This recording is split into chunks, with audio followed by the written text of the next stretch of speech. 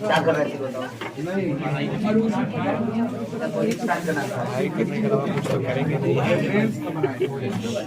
Rational index वाला भी हम लोग कर लेंगे।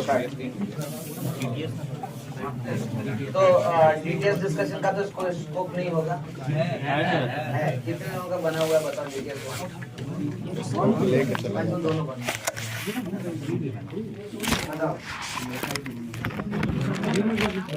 बनाने के वो तो हम जानते हैं बनाने, लेकिन एक सिंपल सी बात समझो, जो बोल रहे हैं क्लास में तो फॉलो करने की कोशिश बार बार कह रहे हैं।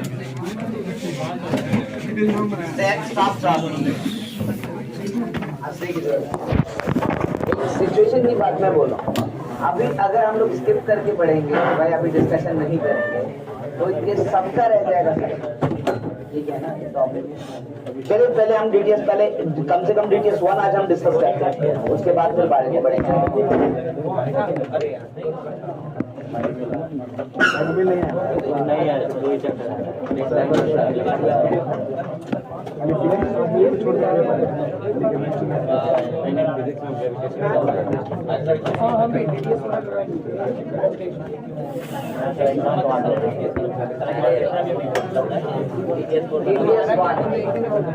Okay, now please concentrate. DTS 1 manometer.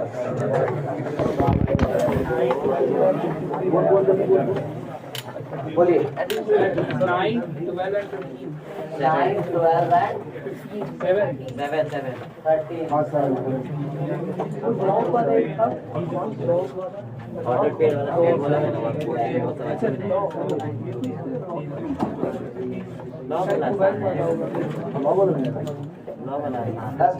जिनको नहीं बोलना है वो थोड़ा सा देखो, बिना इस डिस्कशन के सीखना थोड़ा सा मुश्किल है। मुझे ये पता है, मैं बार बार कह रहा हूँ इस बारे में, जो बोल रहे हैं उसको करने की कोशिश करो।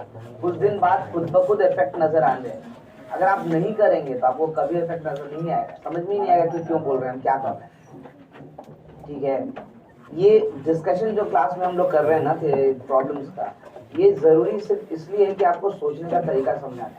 भाई देखिए, इस तरीके से सोचिए तो इस हिसाब से आप कुछ भी क्वेश्चन बना सकते हैं, अटेंड कर सकते हैं, है ना? मेरा ये बिल्कुल उम्मीद नहीं है कि मैं सिर्फ आपको सॉल्यूशन दूं। सॉल्यूशन तो आपके पास पहले से भी है ना, सॉल्यूशन नहीं देना है। इस बात को हमेशा ध्यान में रखो। अगर बात फॉलो नहीं करोगे तो फिर कोई फायदा नहीं। स्टार्ट करें और कुछ है इसमें? चलिए मैं स्टार्ट कर रहा हूँ। क्वेश्चन नंबर 7 क्या लिखा है? तो 3 into n1 minus n2 p2 is equal to n1 plus n2 p2 is equal to 90. Then n1 n2 is equal to, देखो डेफिनेटली मैंने पूरा क्वेश्चन ही लिख दिया, ठीक है? पूरा क्वेश्चन लिख दिया। यहाँ का मतलब क्या है? तो भाई इसका मतलब ये है कि n1 minus n2 p2 जो होगा वो किसके बराबर होगा? सही लिखे हैं गलत लिखे बताओ, पक्का है ना? अच्छा एक काम करते हैं, थोड़ी देर के लिए हम n1 minus n2 को म्यू लिख देते हैं, mu p2 is equal to 50। चलिए अभी दिक्कत है ना? मैं ब्रैकेट में लिख देता हूँ mu is equal to n1 minus n2। क्यों? क्योंकि n1 minus n2 एक जगह देखने में डिस्टर्ब कर रहा है, इसलिए उसको हटा देंगे। अब क्या करेंगे? तो म्यू p2 का वैल्यू लिखते, फॉर्मूला तो जानते ही है ना? क्या था परम्यूटेशन का फॉर्मूला बताओ? Mu factorial by mu minus 2 का फैक्टोरियल, करेक्ट ना? यानी एक्चुअल में ये कितना हो जाएगा? तो म्यू इनटू म्यू माइनस 1 देखो इक्वल टू 30 होगा ना? अच्छा म्यू क्या है? नेचुरल नंबर नहीं है। अरे n1 और n2 प्रॉपर्टी है ना, यहाँ जब कुछ अप्लाई किए हो तो उसको क्या होना चाहिए हमेशा? Natural number. तो नेचुरल नंबर होगा ही। तो अगर ये नेचुरल नंबर है तो म्यू माइनस 1 भी तो नेचुरल नंबर है। तो क्या करें? तो इसको फैक्टराइज करो, 2 कंसेक्यूटिव नेचुरल नंबर दिखना चाहिए हमको, ठीक है? हमारा रिजल्ट वही हो जाएगा। तो 2 कंसेक्यूटिव नेचुरल नंबर कैसे दिखेगा? तो आई कैन सी 6 into क्या लिखेंगे? So what is the value of mu, ये बताओ, पक्का ना? बट म्यू क्या था तुम्हारे पास? n1 minus n2। इसका मतलब तो ये क्लियर है कि n1 माइनस n2 का वैल्यू 6 है। देखो ये इक्वेशन 1 बना, ठीक है। अब क्या करेंगे, तो दूसरा वाला स्टार्ट करते हैं। ये दोनों से, ये दोनों लिखेंगे तो n1 plus n2 p2 is equal to कितना लिखा है 90। फिर उसको लैम्डा लिख देते हैं, lambda p2, lambda p2 is equal to 90 ऐसे लिख देते हैं। कारण क्या है भाई, तो फिर हम लोग lambda is equal to n1 plus n2 ये सिर्फ इसलिए लिख रहे हैं ताकि देखने में हमको डिस्टर्ब ना करे। अब लैम्डा p2 अगर लिख रहे हैं तो उसका फॉर्मूला क्या कहता है भाई, जो हम लोग उसको लिखे थे, क्या लिखेंगे यहाँ से, lambda into lambda minus equal to, तो लैम्डा तो नेचुरल नंबर है, तो लैम्डा माइनस 1 भी नेचुरल नंबर है, तो 90 को फिर स्प्लिट करें दो नेचुरल नंबर से, क्या लिखेंगे बताओ, 9 इंटू 10 इंटू 9 वैसे लिख रहे हैं। क्यों, क्योंकि यहाँ से लैम्डा का वैल्यू कितना मिल गया हमको 10, इसका मतलब n1 प्लस n2 का वैल्यू मिल गया 10। ये आ गया सेकंड इक्वेशन। अब बताओ इस क्वेश्चन में क्या है कुछ बेसिक फॉर्मूला ही लगा है ना, दो चार स्टेप ज्यादा लिखे थे ताकि समझ में आए, है ना। n1 माइनस m2 को म्यू लिख दिए, n1 प्लस m2 को लैम्डा लिख दिए, तो दिखे। अब क्या करना है बताओ, n1 कैसे निकलेगा, एडिंग, दोनों ऐड करें। n1 का वैल्यू कितना आ जाएगा बताओ जरा सा, 8, और n2 का वैल्यू कितना आ जाएगा, हो गया खत्म। यही तो पूछ रहा है हमसे क्वेश्चन,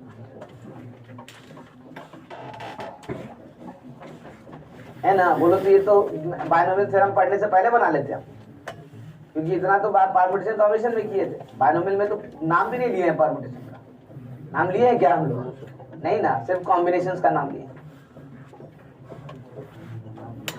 ओके 7 हो गया, 8 एंड 2 ऑप्शन ए। उसके बाद कौन है 9।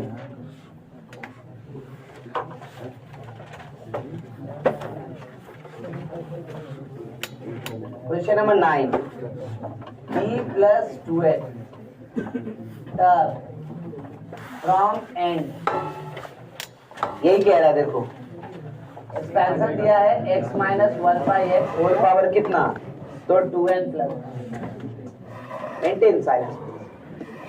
अच्छा, इसकी इस एक्सपेंशन में एंड से p प्लस 2h टर्म चाहिए, तो किस एक्सपेंशन में बिगनिंग से लेंगे हम लोग, इंटरचेंज कर, करेक्ट ना। तो इंटरचेंज कैसे लिखे, तो हम लोग लिख रहे हैं t, ध्यान दो, p plus 2h in minus 1 by plus x whole power 2n। अब चलेगा ना, देखो हमें कुछ नहीं किया, ए की जगह बी, अब बी की जगह ए, ऑलरेडी आपको इसमें बिगनिंग से लिखेंगे तभी काम हो जाएगा, ठीक है। ये तो हम लोग डिस्कस किए थे ना, तो भाई यहाँ से लिखिए टर्म, तो क्या लिखेंगे, तो टी पी प्लस 2 इसमें लिखेंगे, है ना। क्या लिखेंगे, 2n plus 1 C P plus 1, P plus 1 है, पी प्लस 2, पी प्लस 1 है ना, आर प्लस 1 है ना जनरल टर्म। यहाँ से क्या होगा, तो I can see minus 1 by x का power 2n plus 1 minus p plus 2, है ना, इंटू एक्स का पावर, चलेगा। अब थोड़ा सा ब्रेक करें तब, 2n प्लस 1 सी p प्लस 1, ये कितना हो जाएगा, तो माइनस 1 का पावर ना, ध्यान दो बातें नहीं करो, कितना लिखेंगे, तो 2n प्लस 1, ठीक है, इंटू डिवाइडेड बाय, अच्छा 2n प्लस 1 ही सब्ट्रैक्ट करेंगे तब ना लिखेंगे, सब्ट्रैक्ट करो तो क्या होगा, तो 1 और 1 क्या हो जाएगा, कैंसिल, बच रहा क्या है, 2n माइनस p, तो 2n माइनस p, है ना, ऐसे ही लिख देते हैं, ठीक है। अच्छा उसके बाद क्या होगा, तो यहाँ पे हो जाएगा x का पावर p प्लस 1 और यहाँ हो जाएगा x का पावर 2n माइनस p, ठीक है, लिखा हुआ। अब बस खाली हमको मैच करना है, देखो माइनस 1 को अलग कर देते हैं, हम ऐसे लिख देते हैं, माइनस 1 का पावर 2n, ठीक है। और उसके बाद क्या लिखे, तो भाई ऑप्शन देखो, ऑप्शन के हिसाब से लिखेंगे, ठीक है, ऐसा लिख रहा है। तो एक काम करते हैं, बाई माइनस 1 का पावर p, चलेगा, नहीं नहीं ऐसे नहीं चलेगा, इसको अच्छा रहने दो, पहले बाद अगला स्टेप में करेंगे। ये तो है हमारा 2n प्लस 1 सी p प्लस 1, यहाँ ये कितना हो जाएगा, x का पावर कितना बनेगा बताओ, कितना हो जाएगा, तो 2p माइनस 2n प्लस हो जाएगा ना। देखो तो ऑप्शन में ऐसा दिख रहा है, अरे दिख रहा है, देखो ना कौन सा ऑप्शन दिख रहा है, सी। अरे सी में बाकी टर्म कहाँ दिख रहा है, देखो तो माइनस 1 का पावर p लिखा है, तो क्या दिक्कत है, इसको 2p लिख दे और यहाँ पे i का पावर माइनस 1 का पावर p कर ले, कोई दिक्कत है, नहीं ना दिक्कत है। तो ये इवन है तो ये क्या हो जाएगा 1, ये ऊपर वाला भी क्या हो जाएगा 1, इवन है ना, तो भाई बचा क्या ऊपर में बताओ जरा सा, -1 का पावर ये ना बचा, ठीक है।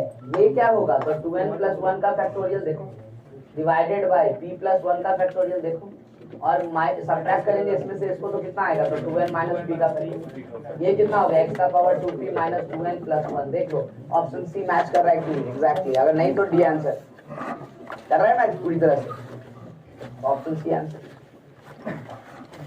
ठीक है। इस पे ध्यान रखना है, ये हमने क्या किया है, ये एक्चुअली नीचे में 2p कर दिया है तो ऊपर में -1 का पावर क्या कर दिया है, ये सब मिला करके क्या बनेगा तो वही बनेगा जो यहाँ पे लिखा हुआ है ना, कुछ गड़बड़ तो नहीं किया, ये आंसर होगा। हमने ध्यान नहीं दिया क्यों, अच्छा +1 है हम लोग का, अच्छा ये -1 लिखा है, हाँ तो ए विल बी द आंसर, ठीक है। दिस वाज 9th, ठीक है। बेसिक कॉन्सेप्ट इसमें भी क्लियर था कि भाई एंड से कैसे लिखेंगे टर्म को, सिर्फ मतलब रीअरेंज कर करके आपको दिखाना था कि ऑप्शंस के बराबर, तो सिर्फ कैलकुलेशन पार्ट।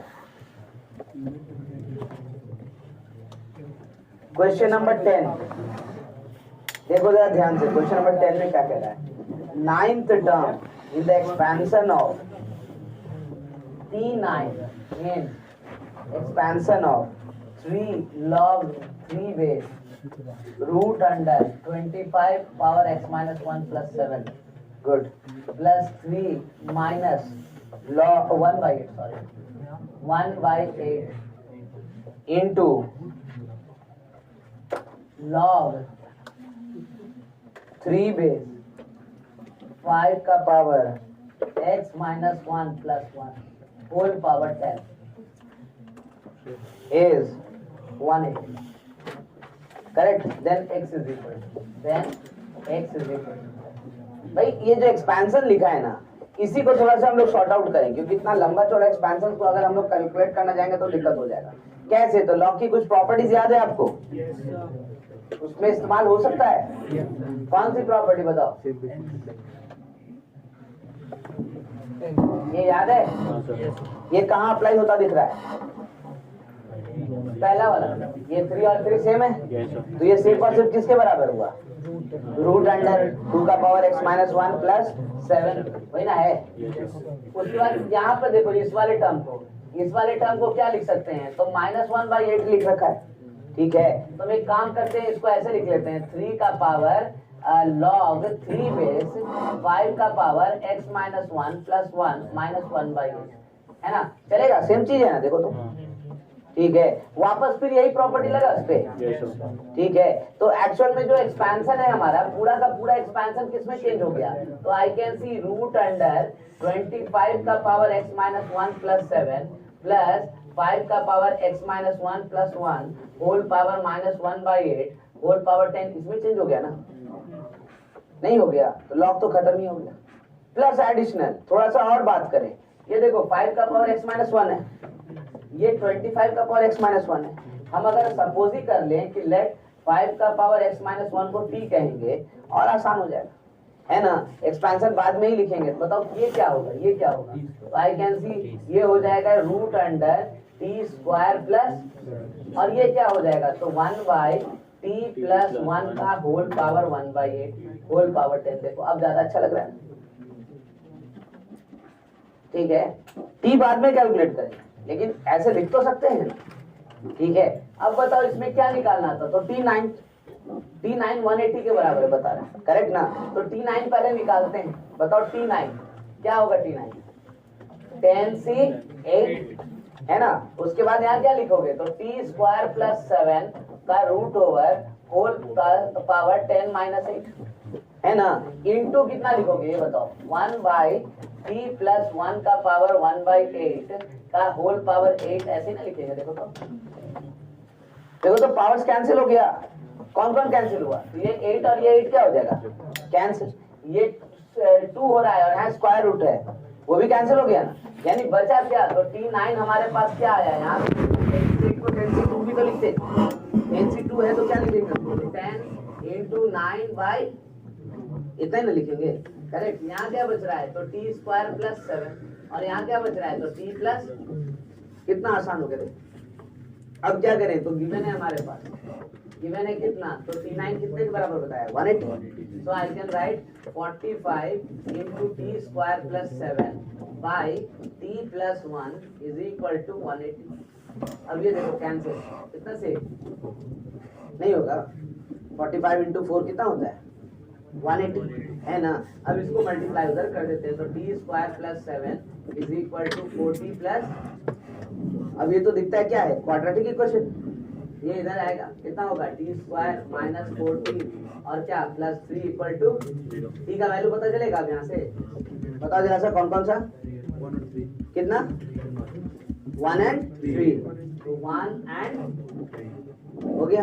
अब यहाँ से लिखो t था क्या आपके पास, 5 का पावर x माइनस 1, तो 5 का पावर x माइनस 1 जब 1 होगा और 5 का पावर x माइनस 1 जब 3 होगा, जब 1 होगा तो x माइनस 1 तो क्या हो जाएगा, यहाँ से लिखो log 5 बेस 1 यही होगा, लेकिन log 5 बेस 1 क्या होता है 0 है ना, तो इसका मतलब ये हो गया कितना, तो 0, तो x का वैल्यू कितना आ गया, और यहाँ से x minus 1 is equal to log 5 base कितना 3, यानी x का वैल्यू कितना हो गया, तो 1 प्लस log 5 बेस 3।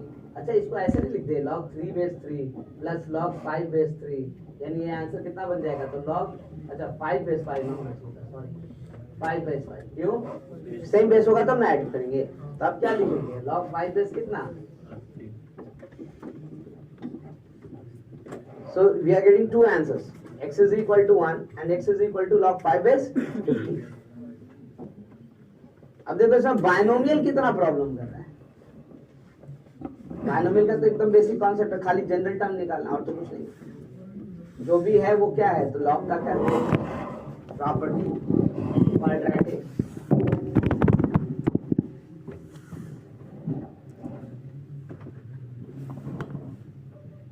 ठीक है। This is question number 10।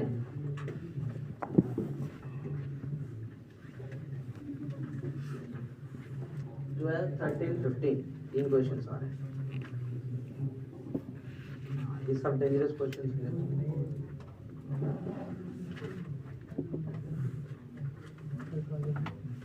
थोड़ा बात नहीं करो, क्लियर है यहाँ तक। देखो जिस क्वेश्चन में कैलकुलेशन है तो है, उसमें तो कुछ और भी कर सकते हैं, हाँ उसको छोटा करने की जरूर कोशिश करें, लेकिन हम कोशिश नहीं कर रहे हैं कोई भी टेक्निक लगाने की, सिंपल रख रहे हैं ताकि आप समझ सके बात।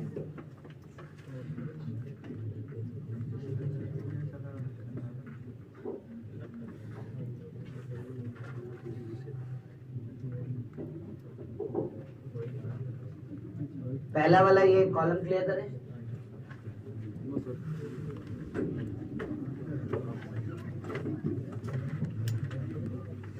देखो पहला क्वेश्चन नहीं क्लियर किया, लेकिन पहला कॉलम क्लियर किया है ना, पहला क्वेश्चन अभी क्लियर नहीं किया। यहाँ से देखो 1 मिनट के लिए जरा सा क्वेश्चन नंबर 12 की बात करें, 12 13 15 3 क्वेश्चन और हमारे पास, 12 की बात करें, लिखा हुआ है क्या, तो 4 into NC1 plus 4 into NC2 plus 4 square into NC3 plus dot dot 4 into N minus 1, ये लिखा हुआ क्वेश्चन है, ये किसके बराबर है आपको बताना है। भाई मैं आपसे बस एक बात पूछूं, ये 4 अंदर मल्टीप्लाई कर सकते हैं क्या, कर सकते हैं ना, तो कीजिए ना, क्या दिक्कत है, क्या लिखेंगे फिर, NC1 4 का पावर 1, NC2 4 का पावर 2, NC3 4 का पावर 3 डॉट डॉट डॉट, ये क्या हो जाएगा 4 का पावर, हाँ तो NCN 4 का पावर n लिखेंगे, क्यों, क्योंकि NCN तो नहीं होता है ना। अब जैसा देखो तो ये सीक्वेंस तो कुछ बता रहा है ना, किसका एक्सपेंशन दिख रहा है, किसका एक्सपेंशन दिख रहा है, किसके एक्सपेंशन मिलेगा 1 प्लस एक्स, जहाँ पे x का वैल्यू क्या होना चाहिए 4, तो 1 प्लस 4 का पावर कितना n, लेकिन सारा टर्म है क्या उसमें, कौन मिसिंग है 0 है ना, तो एक माइनस कर देंगे, तो क्या लिखें इसको 1 प्लस 4 का पावर n माइनस NC0 4 का power 0, but what is the value of NC0 1, what is the value of 4 power 0, तो फिर आंसर क्या बच गया हमारे पास, तो 5 का पावर n माइनस, ठीक है, सिर्फ 4 अंदर मल्टीप्लाई करना और तो कुछ करना नहीं।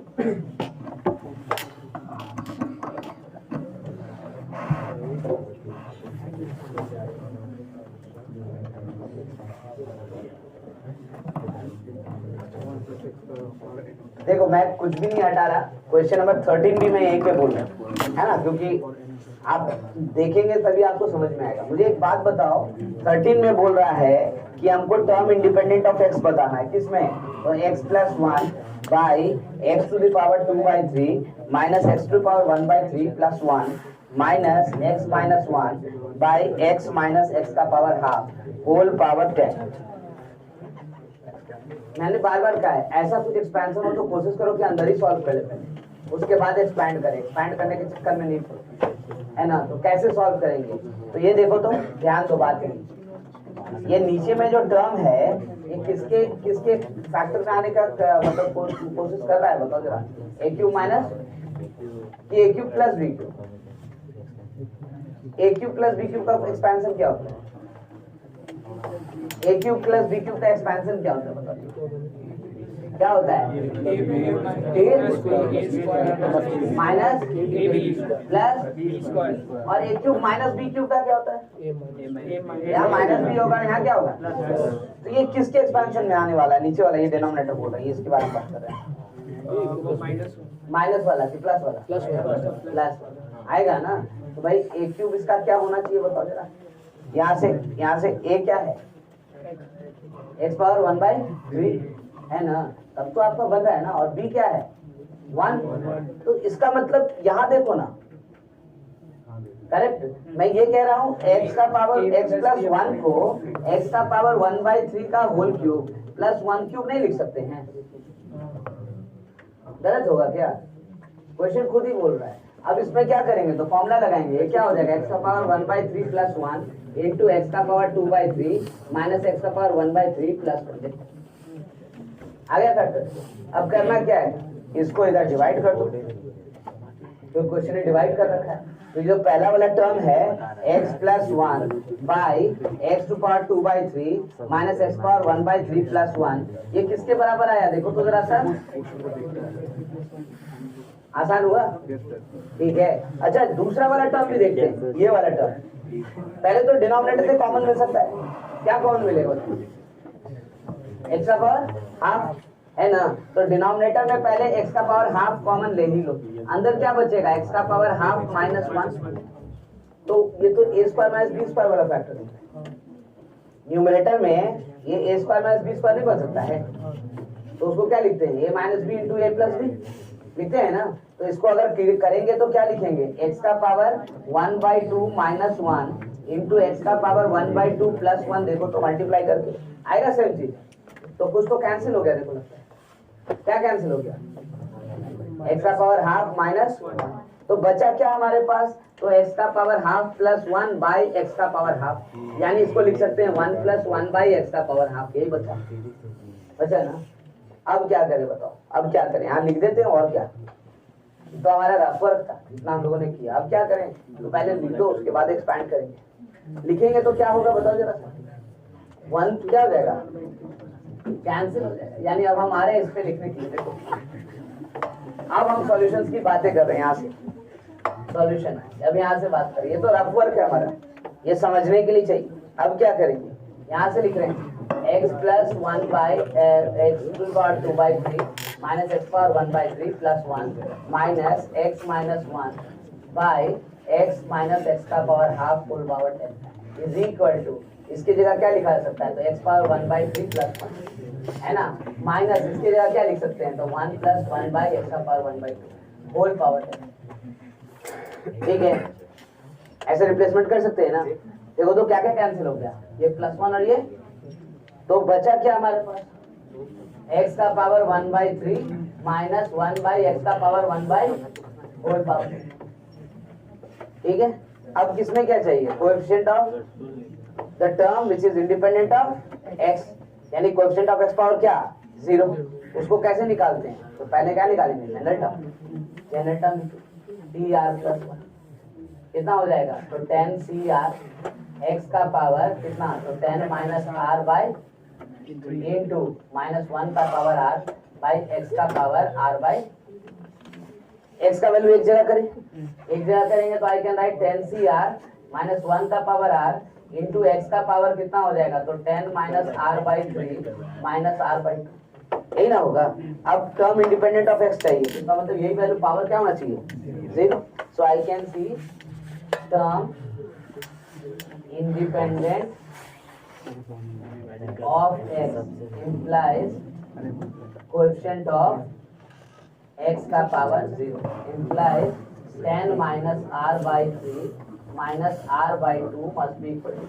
अब यहाँ से r का वैल्यू निकालना है, कैसे निकालेंगे, तो इधर ही एलसीएम ले लो। एलसीएम लोगे तो कितना हो जाएगा, ये 20 minus 2r minus 3r is equal to 0, यानी 5r is equal to 20। तो r का वैल्यू कितना 4, यानी टर्म कौन सा हो गया, तो टर्म हो गया 5, और लिखेंगे क्या, तो 10c4 इंटू -1 का पावर है ना, दैट इज 10c4। टर्म 5 में क्या लिखा है, तो देखो लिखे हुए 210 और -210। तो भाई वैल्यू तो नहीं निकाले हम, लेकिन प्लस होगा या माइनस होगा ये तो बता ही सकते हैं, क्या होगा, प्लस होगा। तो ऑप्शन के अनुसार बिना कैलकुलेशन में भी बोल सकते हैं, लेकिन निकाल लीजिए 10c4 होता कितना है, कितना कैसे लिखेंगे 10c4 को, 10 इंटू 9 इंटू 8 इंटू 7 बाई 20, वहीं से आ जाएगा।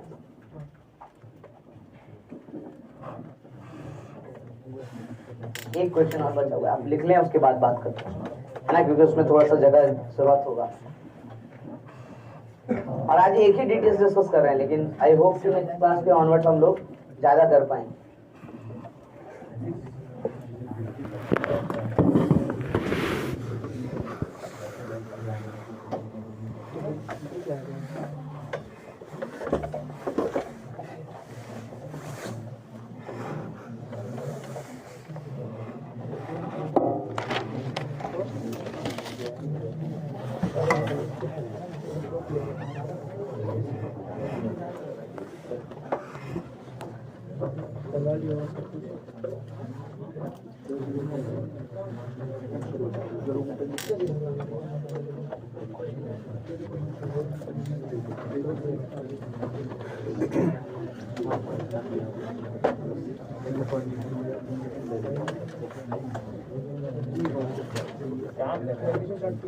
साफ बातें नहीं,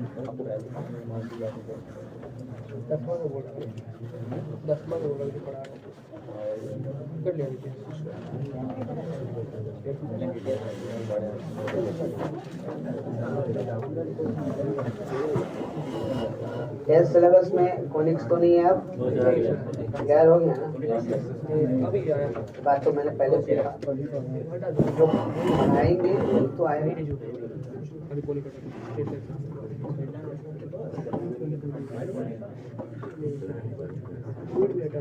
नहीं ऐसा मान लीजिए कि अगर कभी होता भी है तो इस बात बेसिक रूल्स को ध्यान रखिए, क्लास अगर अलॉट हुआ होगा और फिर क्लास में पढ़ाई नहीं हुआ है तब क्वेश्चन आप जा सकता है, ये तो आप भी क्लेम नहीं कर सकते। क्लास अलॉट ही नहीं हुआ, लगा क्लास कोनिक के नाम से एक भी आज में लगा है ना, तो फिर कोनिक आएगा कैसे बताओ, ऐसा नहीं होता। केमिस्ट्री में क्लास लगा होगा ना, तो फिर वो बात हम नहीं कह रहे।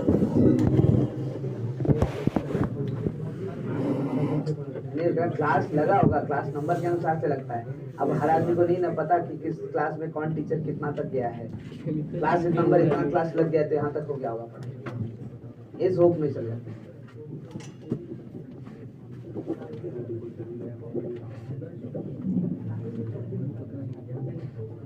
क्लास अगर लग जाएगा तब उसमें बाद कुछ नहीं, मतलब सिस्टम नहीं सुन सकते, करेक्ट ना, फिर उसके बाद टीचर को देखना है। लेकिन क्लास ही नहीं लगा है तो फिर कोई रिस्पॉन्सिबिलिटी है ना, बिना क्लास लगे हुए कैसे हम लोग पढ़ेंगे बताओ, है ना, वो तो नहीं, इसलिए टेंशन लेने की जरूरत नहीं है।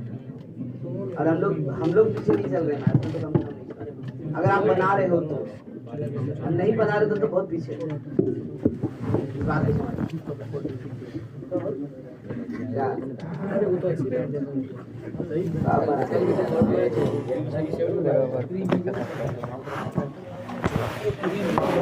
अच्छा अभी भी कितना आदमी क्लास में रात में पढ़ाई कर रहा है बताओ, कितना बार हमको बोले क्लास में, हाँ वेरी गुड, और मॉर्निंग में पढ़ने के लिए जो हम बोले हैं कितना आदमी फॉलो कर रहा है?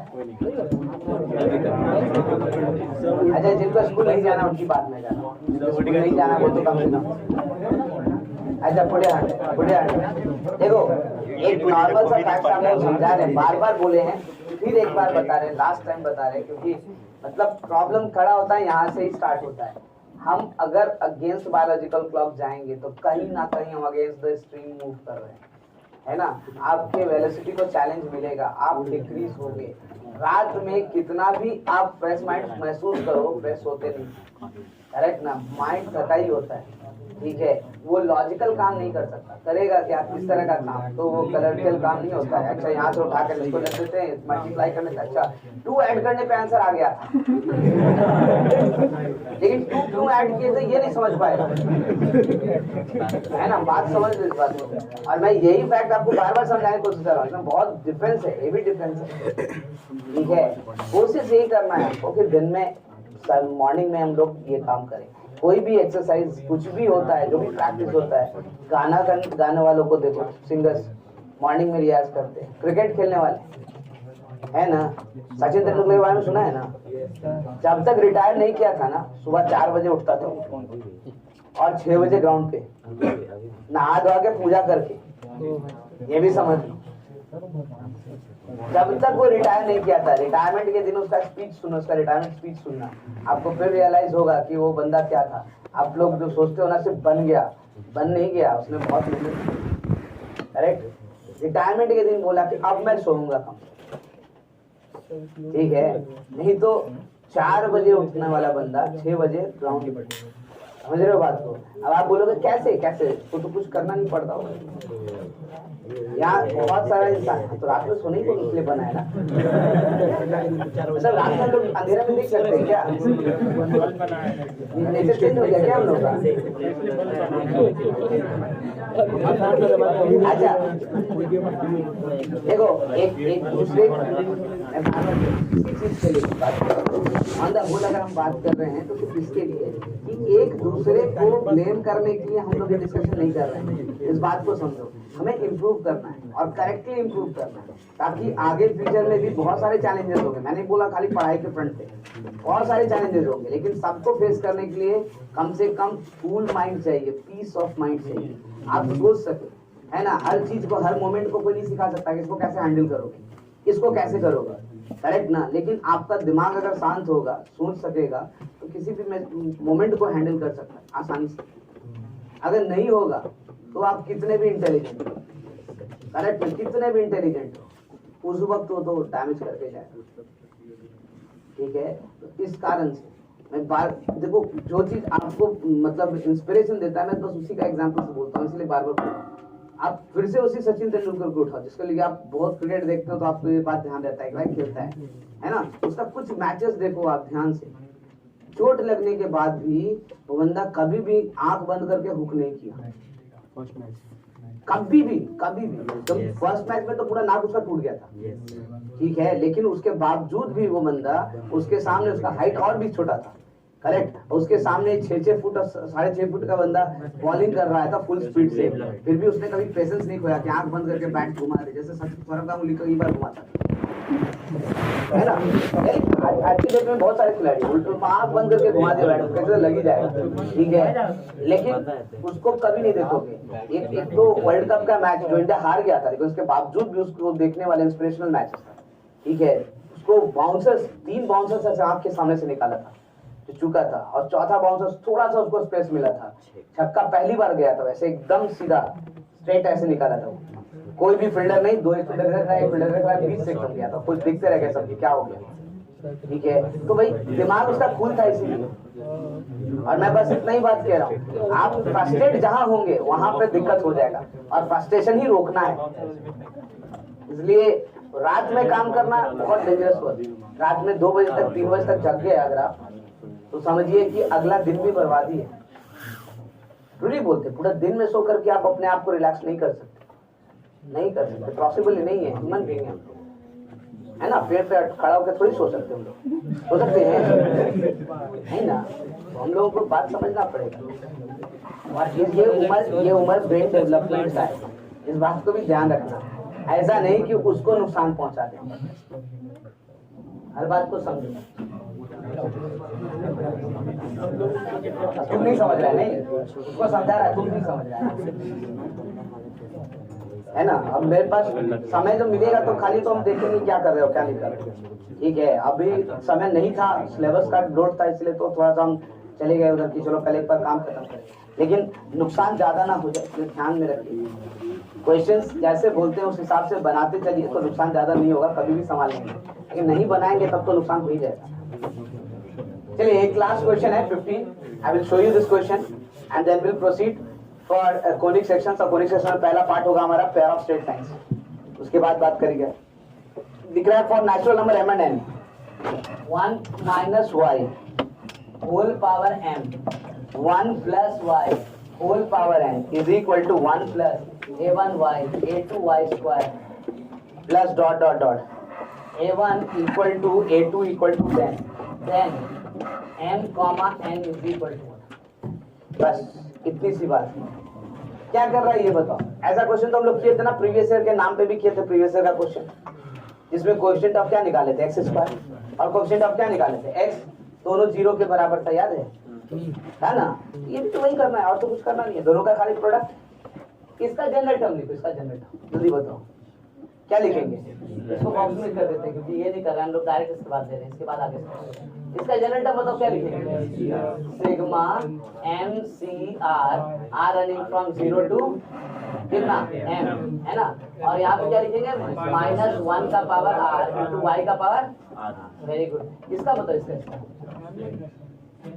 सिग्मा एन सी के लिख देते है ना, क्योंकि r लिखेंगे तो दोनों कंफ्यूजन हो जाएगा कि r क्या r1 r2 करके बोलो, आपकी मर्जी। r1 r2 कर देते हैं या एक को r के दो, एक को k कर लेते हैं, के ही रहने दें, चलो ठीक है। एक r एक दूसरा k, तो यहाँ पे nc के y का पावर क्या हो जाएगा k रनिंग फ्रॉम 0 टू कहाँ तक, इतना ही है ना। अब जरा सोचो इन दोनों को मल्टीप्लाई करेंगे तब ऐसा कुछ आएगा है ना, लेकिन मुझे तो ऐसा दिखता है कि इन दोनों को अगर मल्टीप्लाई करेंगे तो y और y मल्टीप्लाई होगा कि नहीं होगा, और ये मल्टीप्लाई होकर के y का पावर क्या बन जाएगा, तो r प्लस है ना।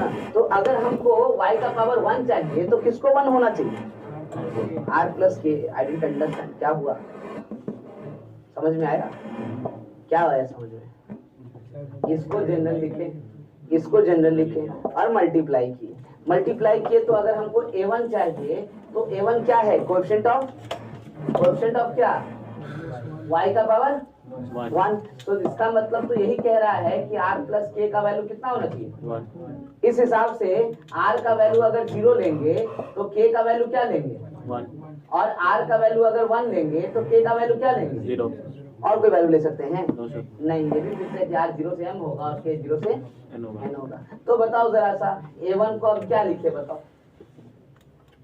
एक बार r का वैल्यू 0 और k का वैल्यू 1 लेते हैं, तो r का वैल्यू 0 लिखेंगे तो यहाँ लिखेंगे ना सब पे, तो क्या लिखेंगे बताओ, m की 0 इंटू -1 का पावर है ना, इंटू कितना k का वैल्यू कितना 1, तो लिखेंगे nc1 है ना लिखेंगे।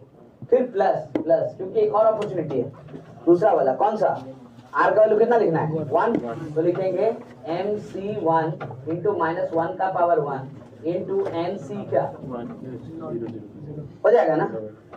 a1 का वैल्यू आया देखो तो। अच्छा इसका वैल्यू अब लिखना है। अच्छा बताओ mc0 कितना हुआ 1, mc1 क्या हुआ m है ना, और यहाँ nc1 n। तो भाई ये a1 जो है वो एक्चुअली कितने के बराबर हो गया, तो n माइनस m। देखो जरा हुआ ना कि नहीं हुआ बताओ पक्का।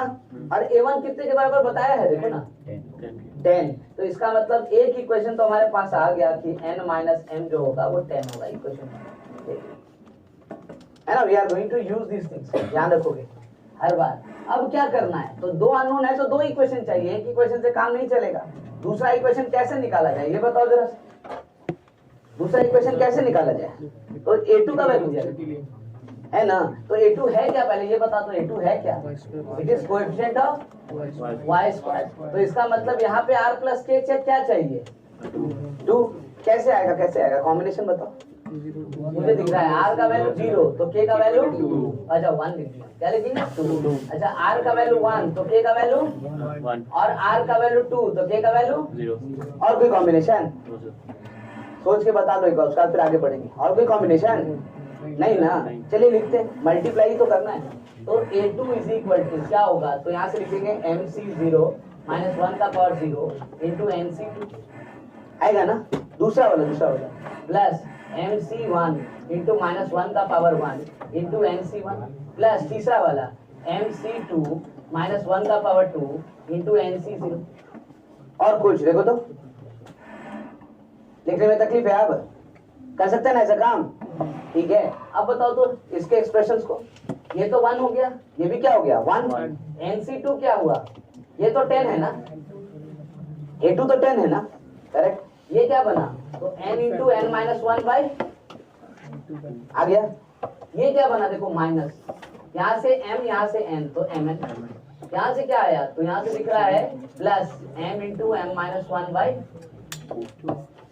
ऐसा हो गया। एलसीएम ले लेते बेटर, क्योंकि बाई वाला चक्कर बहुत दिक्कत है, तो एलसीएम लेंगे तो इधर क्या बन जाएगा, तो 20, ये कितना हो गया, तो n square minus n minus 2mn है ना, plus m square minus n, ठीक है क्या, देखो तो ठीक है। अब मुझे एक चीज दिखता है, देखो पहले इधर वाला टर्म ही लिखते हैं, तो m square minus 2mn plus n square एक जगह रख लेते हैं, माइनस कॉमन ले लेते हैं तो m प्लस n दूसरा भी हो गया, और ये इक्वल टू क्या दिख रहा है, दिख रहा है ना, ये क्या चीज है, m माइनस n का पक्का ना, इसका फॉर्मूला है m माइनस n का, और m माइनस n तो जानते हैं हम लोग शायद कितना माइनस 10, तो होल स्क्वायर क्या हो जाएगा, क्या होगा 100, तो आई कैन ध्यान दो बात नहीं करो, n माइनस m भी लिख लेते हैं, क्या दिक्कत है, हमको क्या प्रॉब्लम है ना, minus m plus n is equal to, यहाँ से बताओ n प्लस m किसके बराबर हो गया, किसके बराबर हो गया, ये आ गया क्वेश्चन 2। अब बताओ इसके बाद भी यूज करने की जरूरत है कुछ भी, n और m का वैल्यू चाहिए, क्या करेंगे, n का वैल्यू बताओ, n का वैल्यू बताओ जल्दी से, 45 और m का वैल्यू 35।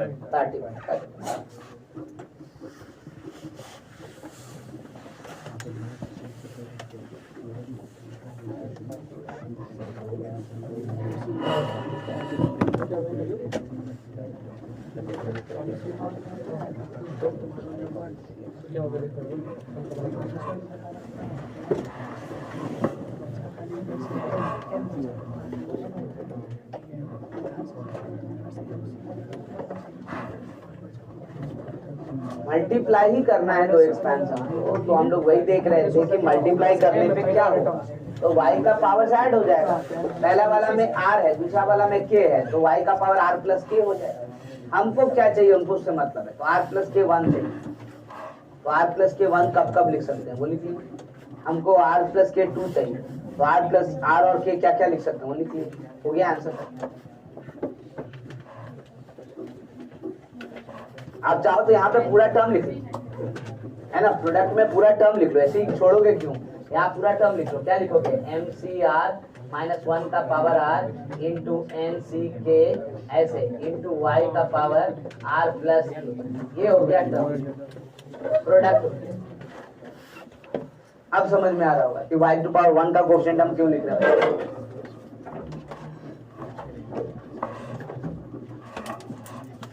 खाली y लिख रहे होंगे तो कंफ्यूजन हो जाएगा, तो पूरा का पूरा टर्म लिख लो।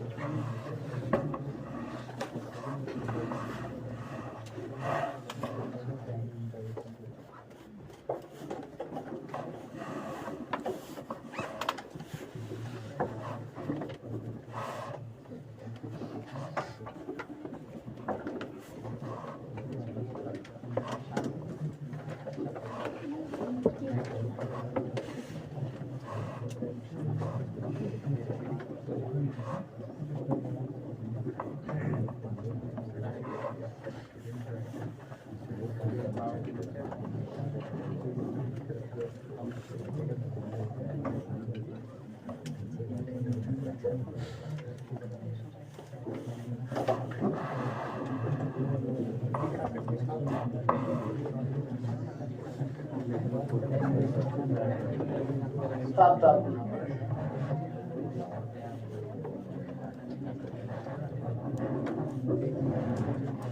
इनका भी डाउट था देख ले, है ना। आई थिंक सबका डाउट अटेंड हो गया है। अब हम लोग बढ़ेंगे आगे और सबसे पहले पेयर ऑफ स्ट्रेट लाइंस देखेंगे, है ना। Pair of straight line explicitly आपके सिलेबस में मेंशन नहीं किया गया, लेकिन बिना पेयर ऑफ स्ट्रेट लाइन किए कोनिक स्टार्ट ही नहीं कर सकते। तो एटलीस्ट 2 आवर का डिस्कशन हमें चाहिए। मैं ये नहीं बोल रहा हूँ कि क्वेश्चन प्रैक्टिस करना है ना, क्वेश्चन बहुत प्रैक्टिस करने की जरूरत नहीं है। हाँ, एक आध चंद मेथड है जो आपसे डिस्कस करेंगे, जिसपे 1-2 क्वेश्चन हम क्लास में ही करवाएं, फिर आगे चलेंगे तो आगे के चैप्टर्स में मिलेगा क्वेश्चन, तो उस हिसाब से सॉल्व करें, ठीक है। तो एक्सप्लिसिटली क्वेश्चन सॉल्व करने वाली बात नहीं होगी, लेकिन बिना इसके डिस्कशन के हम लोग कोनिक स्टार्ट नहीं कर सकते, इसलिए पहले पेयर ऑफ स्ट्रेट लाइन की बात करें, है ना। तो पेयर ऑफ स्ट्रेट लाइन करेंगे फिर हम कोनिक स्टार्ट करेंगे। क्यों ऐसा बोल रहे हैं, तो जब हम डिस्कशन स्टार्ट करेंगे तब अपने आप ही पता चल जाएगा कि क्यों ऐसा बोला जा रहा है कि भाई बिना कोनिक इसके नहीं कर पाएंगे। वैसे एक्सप्लिसिटली मेंशन नहीं है सिलेबस में, इसलिए इस पर क्वेश्चन बनाने का हम लोग का स्किल उठा है कि भाई क्यों करेंगे जब कोई एक्सप्लिसिटली मेंशन ही नहीं है, वरना क्वेश्चन ऐसा कुछ पूछता है। Okay, stop solving. इसको क्लियर कर दे 13 तक।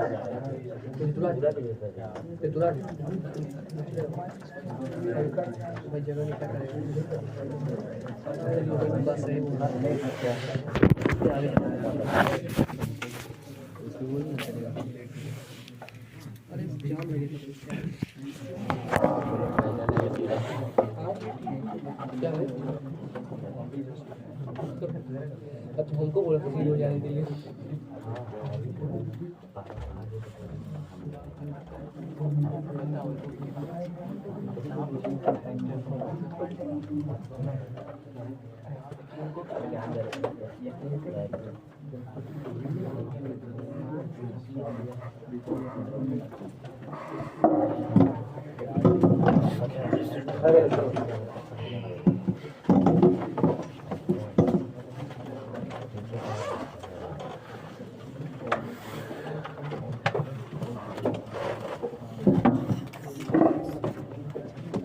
ध्यान रहे, मैं आपको फिर से पहले ही बता दूं कि ऑलरेडी प्री डिसाइडेड ये सब बात चलता है, तो बहुत बड़ा हम लोगों को काम नहीं करना है ना। हमारा लास्ट टॉपिक है 11th का, 3rd मॉड्यूल का तीसरा टॉपिक आप देख रहे हो।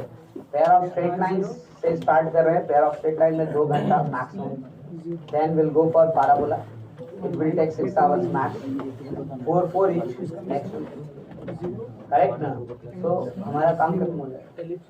तो डेफिनेटली ध्यान रखेंगे, साथ में चलेंगे, नहीं तो अदरवाइज पता चला 1-2 क्लास खाली छोड़े थे सर, 1-2 क्लास खाली छोड़े तो सब छूट गया, है ना। इस बात को ध्यान रखना, क्योंकि सब टीचर कनेक्टेड, एक बात जहाँ सिखा रहे हैं वो सब जगह अडॉप्ट कर रहे थे, इसलिए इस हिसाब से सोच के मैं देखते हुए चलना चाहिए।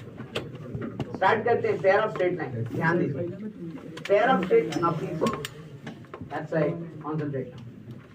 पेयर ऑफ स्ट्रेट लाइन की बात कर रहे हैं भाई, तो स्ट्रेट लाइन तो हमने पढ़ा है, फिर पेयर ऑफ स्ट्रेट लाइन की क्या जरूरत है। तो नाम कह रहा है पेयर, पेयर कहने का मतलब क्या हुआ, तो दो, है ना। यानी आप अब वो इक्वेशन देखना चाहते हैं जो एक इक्वेशन 2 स्ट्रेट लाइन को रिप्रेजेंट। कहने का मतलब ये हुआ कि अगर एक स्ट्रेट लाइन ऐसे हम ले रहे हैं, सपोज करो L1, और एक स्ट्रेट लाइन ऐसे ले रहे हैं, ठीक है, इसको हम L2 कहते हैं, है ना। ये मान लीजिए इस पॉइंट पे इंटरसेक्ट किया, इसको हम O कह लेते हैं। तो भाई मेरे कहने का मतलब, या O मत कहो, नहीं तो फिर आप ओरिजिन समझ लो, A कह लेते, ठीक है। तो मेरे कहने का मतलब ये हो गया कि हमको वो इक्वेशन चाहिए जो इस स्ट्रेट लाइन के इक्वेशंस को भी सेटिस्फाई करे, इस स्ट्रेट लाइन के इक्वेशन को भी सेटिस्फाई, करेक्ट। तो भाई A से पास करने वाला स्ट्रेट लाइन तो लिखी जाती है हम लोग, फैमिली ऑफ लाइन, लेकिन फैमिली ऑफ लाइन्स क्या दिखाएगा, तो सिर्फ एक ही लाइन दिखाएगा, बहुत सारा लाइन दिखाएगा, लेकिन जैसे ही लैम्डा फिक्स करेंगे तो या तो ये दोनों दिखाएगा, ए बी बेसिक उनको सेटिस्फाई करेगा, या तो ए सी को सेटिस्फाई करेगा। ए बी सी तीनों को एक साथ सेटिस्फाई नहीं कर सकते, करेक्ट ना फैमिली ऑफ। तो भाई क्या करें हम, मान लीजिए थोड़ी देर के लिए पहला का इक्वेशन L1 का इक्वेशन हम लिख रहे हैं A1x plus B1y plus C1 equal to L2 का इक्वेशन लिखते हैं A2x plus B2y plus C2। I can सी, अगर इसको x1, y1 लेते हैं तो x1, y1 रखने पर ये भी 0 होगा और ये भी पक्का है। लेकिन अगर इसको x2, y2 लिखते हैं तो देखो ये 0 होगा लेकिन ये 0 नहीं होगा, फेल हो जाएगा, खत्म हो जाएगा। यही से इसको x3, y3 लिखते हैं तो हमें दिखता है कि L1 0 नहीं होगा, x2 क्या हो जाएगा, है ना। तो भाई इस सिचुएशन में हमको एक ऐसा इक्वेशन चाहिए जो इन तीनों को सेटिस्फाई करे। और साथ साथ में अगर कोई पॉइंट यहाँ डी ले ले x4, y4 तो उसको कभी सेटिस्फाई नहीं करती, तब ना कहेंगे पेयर ऑफ स्ट्रेट लाइन। तो मैंने कहा बेस्ट तरीका लिखने का क्या है पता है, दोनों को मल्टीप्लाई करो ऐसे, a1x plus b1y plus c1 into a2x plus b2y plus c2 is equal, है ना। अब मैं कह रहा हूँ, क्लेम करता हूँ कि पेयर ऑफ स्ट्रेट लाइन का इक्वेशन होगा। क्यों? तो देखो जरा x1 y1 आप जैसे ही यहाँ रखोगे तो ये 0 हो जाएगा क्योंकि L1 का इक्वेशन है, यहाँ रखोगे तो ये भी क्या हो जाएगा, 0 हो जाएगा। तो 0 इंटू 0 0 हुआ ना, तो इक्वेशन को सेटिस्फाई किया कि नहीं किया। तो भाई ये जो भी कर्व बनेगा ये कर्व इस पॉइंट से तो पास करेगा ही करेगा, साथ में इस पॉइंट को उससे पास करेगा कि नहीं, देखो तो जरा सा करेगा। क्यों? क्योंकि L1 पे रखेंगे तो वह 0 हो जाएगा, L2 पे 0 नहीं होगा, लेकिन 0 इंटू एनीथिंग भी क्या होता है। तो भाई B से पास कर रहा है, C से करेगा कि नहीं पास, अब करेगा। क्यों? क्योंकि ये 0 नहीं होगा लेकिन ये 0 तो हो जाएगा, और इसके 0 होते ही एनीथिंग इंटू 0 फिर से क्या हो जाएगा। तो भाई A B C तीनों से पास करने वाला कर्व है, ठीक है। फिर एक बार चेक करो भाई, यही A B C से पास कर रहा है, यानी इस लाइन वाला इससे इस लाइन वाले पॉइंट से पास कर रहा है, या कोई और भी है। तो हमने बोला D पे चेक करके देखो, कभी ऐसा नहीं करेगा। क्यों नहीं करेगा? D रखेंगे तो ना L1 0 होगा ना ही तो 0 होना ही, करेक्ट ना। सो एज वी क्लेम कि यही हमारा किसका इक्वेशन हो गया, तो this is equation of pair of straight, है ना। इसीलिए आपने कई बार देखा होगा इक्वेशन इसी फैक्टर के प्रॉब्लम में दे देता है ना, मल्टीप्लाई करके बोला ये देखो पेयर ऑफ स्ट्रेट, कहीं कुछ क्वेश्चन में तो 4 मल्टीप्लाई करते क्या हो गया था, स्क्वायर का प्रोबेबिलिटी, है ना, ऐसे ही करता था ये फैक्टर से। लेकिन दिक्कत ये है कि जब इक्वेशंस लिखेगा देगा आपको तो ऐसे दे दिया तब तो स्ट्रेट लाइन का ही question, pair of straight line का है वो तो अलग अलग फैक्टर करके हम उसको बना देंगे अलग अलग स्ट्रेट लाइन, तो ऐसे तो देगा नहीं। जब ऐसे नहीं देगा तो क्या करेगा, मल्टीप्लाई करके तोड़ देगा फिर लिखेगा, है ना। अब जरा सोचो इसको तोड़ेंगे तो क्या क्या बनेगा, टर्म्स क्या क्या आएगा, है ना। हम ये जानना चाहते हैं टर्म्स क्या क्या आएगा। मुझे दिखता है एक तो एक्स स्क्वायर आएगा ना, यहाँ से एक्स लेंगे यहाँ से एक्स लेंगे, क्या बनेगा एक्स स्क्वायर, और दूसरा टर्म क्या बनेगा, फिर क्या बनेगा, ये भी बनेगा। और कौन सा टर्म बन रहा है देखो तो, यहाँ से x यहाँ से कांस्टेंट कितना बनेगा x, यहाँ से y यहाँ से कांस्टेंट, यहाँ से क्या बनेगा, और क्या बनेगा खाली कांस्टेंट। और कोई टर्म आएगा क्या बताओ जरा सा, नहीं इसके अलावा और कोई टर्म, करेक्ट। तो अगर हम जनरल इक्वेशन लिखना चाहते हैं पेयर ऑफ स्ट्रेट लाइन का तो क्या लिखे भाई, general equation pair of straight line का हम ये जानना चाहते हैं।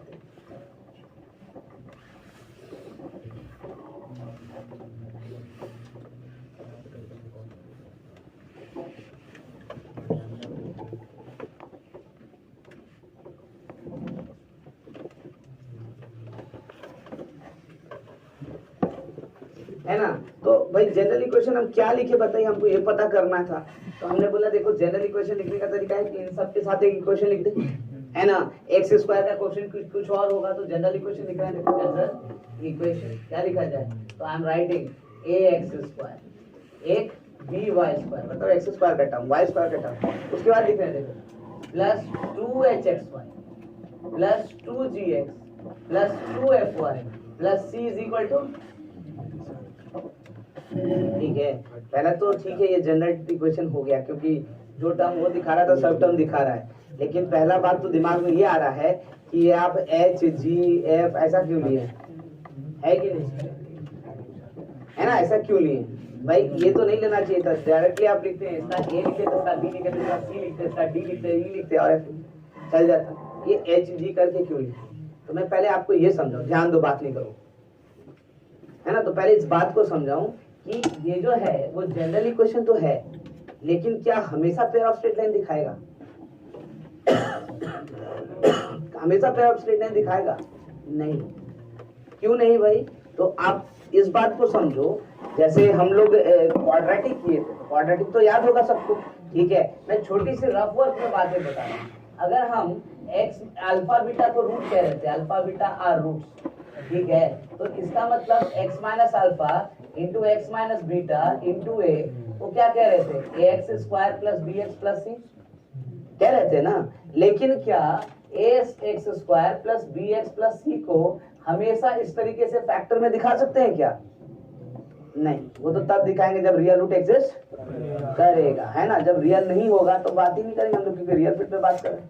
ठीक है, तो भाई यहाँ पे भी तो वही हो रहा है ना। आप इन दोनों को मल्टीप्लाई कीजिएगा तो ऐसे सेकंड डिग्री का इक्वेशन तो बन ही जाएगा, लेकिन ये सेकंड डिग्री का इक्वेशन ऐसे फैक्टराइज कर पाओगे हमेशा पॉसिबल? तो जब फैक्टराइज कर पाएंगे तो पेयर ऑफ स्ट्रेट लाइन, और जब फैक्टराइज नहीं कर पाएंगे तो क्या होगा? तब वो कोनिक कर देगा, यानी पैराबोला देगा, यानी एलिप्स देगा, यानी क्या देगा? हाइपरबोला। करेक्ट। तो ये जो इक्वेशन है ये जनरल इक्वेशन खाली पेयर ऑफ स्ट्रेट लाइन का नहीं है, ये जनरल इक्वेशन पूरे कोनिक कर्व का है ना। यानी pair of straight line, parabola, ellipse, hyperbola सबको दिखाएगा। ठीक है, अब किस कंडीशन में पेयर ऑफ स्ट्रेट लाइन दिखाएगा वो अभी बताएंगे, और उस किस कंडीशन में पैराबोला, इलिप्स और हाइपरबोला दिखाएगा तुरंत ही बता देंगे। करेक्ट ना। तो जनरल इक्वेशन होगा, साथ में हम इसको जनरल इक्वेशन ऑफ कोनिक तो लिख ही देते हैं डेफिनेटली। जनरल इक्वेशन ऑफ क्या लिखेंगे? Conic curve. लेकिन इससे एडिशनल बातें आपसे करें तो भाई ये खाली कोनिक कर्व मत बोलो, पूरा कोऑर्डिनेट ज्योमेट्री में जो हमारा सिलेबस है सारा कर्व को दिखा रहा है। कैसे? तो भाई straight line A0 B0 H0, देखो इक्वेशन किसका है? Straight line. सर्कल का क्या करेंगे? H0 और A और B 1 या इक्वल। करेक्ट ना। किसका बन गया? सर्कल का बन गया। करेक्ट ना। आगे का तो हम बता ही रहे हैं, पेयर ऑफ स्ट्रेट लाइन, मतलब ये सारे कोऑर्डिनेट ज्योमेट्री के कर्व को दिखा रहा है। So this is not only the general equation of pair of straight line, this is not only the general equation of conic curve, this is general equation of full coordinate geometry, है ना, 2D coordinate geometry जो हमारा syllabus का। ठीक है, तो इसको ध्यान में रखना है। अब बात ये है कि भाई ये तो ठीक है आपने बता दिया, लेकिन ये फिर अभी भी क्लियर नहीं हुआ कि यहाँ H क्यों रखा, यहाँ G क्यों रखा, ये सब तो क्लियर होना चाहिए ना। मैंने कहा देखो इंपॉर्टेंट ये नहीं है कि ये इक्वेशन है, इंपॉर्टेंट ये है कि ये इक्वेशन कब पेयर ऑफ स्ट्रेट लाइन दिखाएगा, कब कोनिक कर्व दिखाएगा, कब सर्कल दिखाएगा, कब हाइपरबोला दिखाएगा, ये समझ में आया। करेक्ट ना। तो ज्यादा डिफिकल्ट कंडीशन को याद करना है, तो कंडीशन आसानी से याद हो जाए इस कारण से ऐसे क्वेश्चन चुने हैं। ठीक है, तो यहाँ क्वेश्चन चुने हैं किस हिसाब से? तो कंडीशन के हिसाब से, कि कंडीशन याद हो जाए। अभी कंडीशन निकालेंगे और कोशिश करेंगे इसको याद करने का, देखो तब समझ में आएगा कि लिखने से कितना फायदा है। ऐसे लिखने से यहाँ 2 बार पहले से क्लियर करते आपको, है ना, कंडीशन निकालने से पहले। ठीक है, कि भाई एक चीज ध्यान दीजिएगा, पूरे इक्वेशन में कुछ टर्म में 2 लगा हुआ है ना, और कुछ में नहीं लगा हुआ। तो 2 किस में लगाए हैं हम, ये जरा सोच के देखो, इन दोनों को मल्टीप्लाई करके देखो। वो सारा टर्म जो एक ही तरीके से निकलेगा उसके आगे 1 है, जिसमें जो 2 तरीके से निकल सकता है उसमें के आगे लगाए हैं 2। कैसे? तो देखो एक्स वाई के आगे 2 लगा हुआ है, मतलब यहाँ से x, यहाँ से y, या यहाँ से y, यहाँ से कितना तरीका है, तो उसके आगे 2 लगा दो। लेकिन एक्स स्क्वायर के आगे 2 नहीं लगा है, क्यों? एक ही तरीका, यहाँ से x तो यहाँ से भी y स्क्वायर के बाद भी नहीं लगा है, कांस्टेंट के आगे भी नहीं लगा है, x के आगे क्यों लगा है फिर ये बताओ? यहाँ से x तो यहाँ से कांस्टेंट, और फिर यहाँ से कांस्टेंट तो यहाँ से, है ना। तो 2 सिर्फ उसी के आगे लगा है जो जिसको हम लोग कितने तरीके से निकाल सकते हैं? 2 तरीके से। करेक्ट ना। भाई कंडीशन को याद रखना हमारे लिए ज्यादा जरूरी है, इसलिए ऐसा किया। आई होप मेरी बात समझ में। मैं बिल्कुल क्लेम नहीं कर रहा कि ये पेयर ऑफ स्ट्रेट लाइन है, लेकिन अब अगर हम पेयर ऑफ स्ट्रेट लाइन बनाना चाहते हैं तो कंडीशन निकालें कि किस कंडीशन में यह पेयर ऑफ स्ट्रेट लाइन। ठीक है, तो उसकी ओर बढ़ते हैं हम लोग, यानी we are claiming this one for 1 to represent pair of straight, है ना। ध्यान रखना आपको, हम थोड़ा सा बात नहीं, हम थोड़ा सा प्रूफ भी बता रहे हैं। रीजन ये नहीं कि ये प्रूफ हमारे लिए बहुत जरूरी है, रीजन ये कि इस प्रूफ के जरिए थोड़ा रिवीजन हो जाएगा। करेक्ट। रिवीजन मतलब पिछला पढ़ा हुआ सेक्शन ही हम सॉल्व करने वाले हैं, ज्यादा कुछ नहीं। ठीक है, तो थोड़ा सा अलर्ट रहिएगा तो रिवीजन हो जाए, और साथ में कॉन्फिडेंस आ जाए कि जो हम लोगों ने किया वो सही किया। यही आने वाला है, इसके अलावा कुछ नहीं आना। ठीक है, मैंने कहा ये इक्वेशन 1 जो है इसको पेयर ऑफ स्ट्रेट लाइन अगर हमको बनाना है, represent pair of straight line, correct, तो कैसे कैसे बनेगा? तो ये स्ट्रेट लाइन दिखाएगा दो तब ना बनेगा। तो मैंने कहा स्ट्रेट लाइन का इक्वेशन क्या होता है, y is equal to mx plus c, तो y is equal to mx plus c और y is equal to m2x plus c2, ये दो स्ट्रेट लाइन हो सकता है ना। तो मैंने कहा एक काम करो, क्वाड्रेटिक बना देते हैं y में, by स्क्वायर प्लस, और y कहाँ कहाँ है देखो, तो 2y कॉमन लेते हैं, कहाँ कहाँ से मिलेगा, यहाँ तो नहीं है, यहाँ मिलेगा, कितना मिलेगा hx, और कहाँ मिलेगा, यहाँ से मिलेगा प्लस ये ना मिलेगा, और फिर जो भी बचा सब कांस्टेंट, सब कांस्टेंट, ax स्क्वायर भी कांस्टेंट है, और क्या मान रहे हैं क्या, तो 2gx ये भी कांस्टेंट है, और प्लस ये सब कांस्टेंट है। देखो now this is quadratic invert, quadratic invert. ठीक है, अब ऐसा आपने क्यों किया, क्योंकि यहाँ से y का रूट निकालना आसान है हमारे लिए, नहीं निकालेंगे रूट, क्या था फॉर्मूला रूट क्वाड्रेटिक के रूट का, minus b plus minus root under b square minus 4ac by 2a, तो लिख देते हैं, यहाँ से लिखते हैं, देखो y is equal to this implies y is equal to क्या लिखा जाए बताओ, माइनस बी मतलब क्या हो गया, minus 2 times hx plus f plus minus root under b square यानी 4hx प्लस f का whole square minus 4ac 4b times ax square plus 2bx plus c, y कितना होता था 2a, तो 2 टाइम ये ना होता था। लेकिन एक चीज तो है यहाँ पे कंडीशन जो आपने नहीं लिखा, ये रूट लिखने के लिए पहले आपको बोलना चाहिए था कि ये क्वाड्रेटिक है, और क्वाड्रेटिक है का मतलब क्या होता है, तो b is not equal to है ना, अगर b 0 हो जाएगा तब तो क्वाड्रेटिक है ही नहीं, ध्यान दो प्लीज, अगर b 0 हो जाएगा तो क्वाड्रेटिक तो है ही नहीं, है ना, तब ये मेथड खत्म हो जाएगा, करेक्ट। तो क्या करेंगे तो वो मैं बताऊंगा, ये पहले तो यहाँ देख पहला, ठीक है, मैंने ये कहा अब सॉल्व करते हैं इसको थोड़ा सा, क्योंकि कंडीशन तो यही से निकलेगा, तो मुझे दिखता है यहाँ से 4 कॉमन लेंगे, बाहर क्या आएगा, तो यहाँ से 2 कॉमन लेते हैं, ये 2 क्या हो जाएगा, तो नीचे क्या बचा खाली, तो b उधर मल्टीप्लाई कर देते हैं, हर जगह कोई नहीं ना, तो उधर मल्टीप्लाई कर देते हैं। अब देखो तो जरा सा, ये लिख रहे हैं हम by equal to minus hx plus f plus minus root under, यहाँ से क्या हो जाएगा, तो hx प्लस f का whole square minus b times ax square plus 2gx plus c, बस इतना ही ना, क्या और कुछ करना है, ठीक है।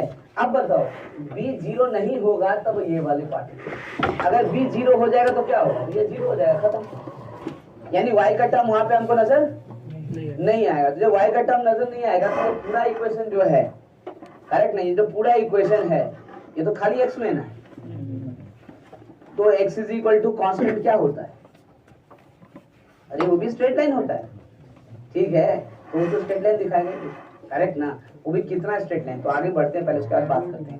पहले तो हमको देखना है कि ये स्ट्रेट लाइन बना कि नहीं बना, पहले ये समझाओ। तो मुझे दिखता है तो ये y हो गया करेक्ट ना, यहाँ से खाली x का टर्म और कांस्टेंट मिले तो बोलेंगे हाँ ax plus by plus c बन गया, क्योंकि by तो है हमारे पास, यहाँ से क्या चाहिए सिर्फ ax प्लस c, और तो कुछ नहीं चाहिए। अब देखो ना hx प्लस f है, यानी जो भी प्रॉब्लम वाला टर्म है वो कहाँ है, यहाँ पे, करेक्ट ना। अच्छा ये अगर खाली कांस्टेंट होता तब भी हम निश्चिंत थे कि भाई कांस्टेंट ऐड करने से सब्ट्रैक्ट करने से थोड़ी स्ट्रेट लाइन बदलेगा, वो तो स्ट्रेट लाइन होगा करेक्ट ना, लेकिन यहाँ कांस्टेंट नहीं, यहाँ क्या है x, और वो प्रॉब्लम खड़ा है। और x में भी क्या है, तो x में क्वाड्रेटिक इक्वेशन है, ध्यान से देखो, x स्क्वायर का टर्म है, x का टर्म है, और क्या है कांस्टेंट है ना। तो मैंने बोला एक बार फिर से उसको लिखो, तो x के क्वाड्रेटिक के फॉर्मेट में देखो तो जरा सा क्या लिखेंगे, तो माइनस hx प्लस है प्लस माइनस, यहाँ से लिखेंगे एक्स स्क्वायर का क्वेश्चन क्या आएगा, यहाँ से एक्स स्क्वायर, वहां से माइनस, यहाँ से एच स्क्वायर और यहाँ से माइनस ए बी, है ना। फिर एक्स का क्वेश्चन, एक्स का या 2x का, बोलो 2x का देखो, यहाँ से क्या हो जाएगा एच एफ, और यहाँ से क्या हो जाएगा देखो तो जरा सा माइनस बी जी, इतना ही ना आएगा, ठीक है। उसके बाद कांस्टेंट, तो कांस्टेंट वहां से एफ स्क्वायर और यहाँ से कितना, तो माइनस बी, देखो आ गया। इसको ध्यान में रखना, इसको ध्यान में रखना, ठीक है। नाउ दिस इज ट्रू,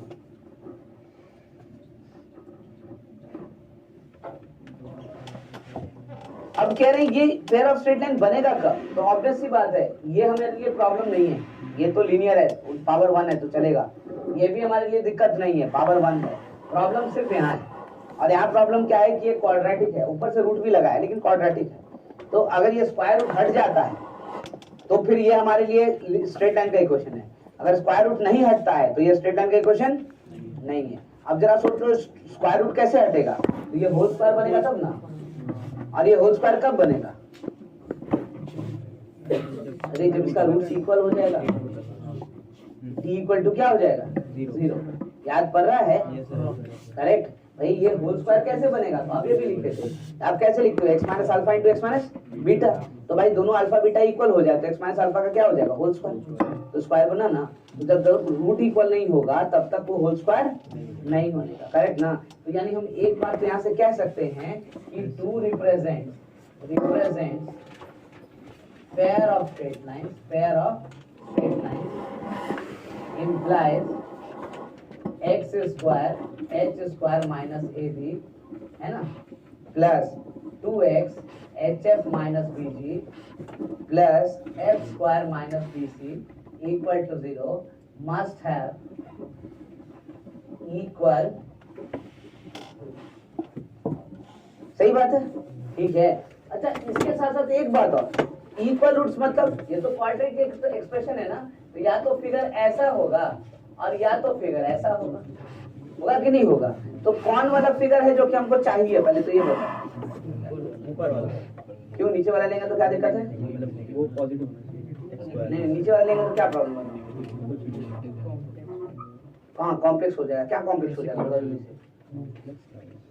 हर आदमी सोचता है क्या होगा, क्या बताओ, यहाँ स्क्वायर रूट लगा हुआ है, अगर आप ये वाला लेंगे तो इस वाले केस को हम लोग कैसे लिखते थे, याद है a time x minus alpha का, इसको भी क्या लिखते थे a time x minus alpha का, तो ये तो डिस्टर्ब नहीं करता था, कौन डिस्टर्ब करता था सिर्फ a, अगर लीडिंग कोएफिशिएंट निगेटिव हो गया तो पूरा टर्म क्या हो जाता था नेगेटिव, अभी रूट के अंदर निगेटिव आ जाएगा तो क्या वो रियल नंबर देगा, है ना, तो रियल लाइन तो बनेगा ही नहीं, क्या बनेगा फिर इमेजिनरी, और हमें चाहिए नहीं, करेक्ट ना, तो हमारे लिए खाली ये लिखना कि मस्ट हैव इक्वल रूट, ये पूरा करेक्ट नहीं है और ना पूरा रॉन्ग, तो पूरा करेक्ट क्या हो, इक्वल रूट तो चाहिए साथ में, कौन पॉजिटिव कौन ए, यहाँ ये कहाँ है,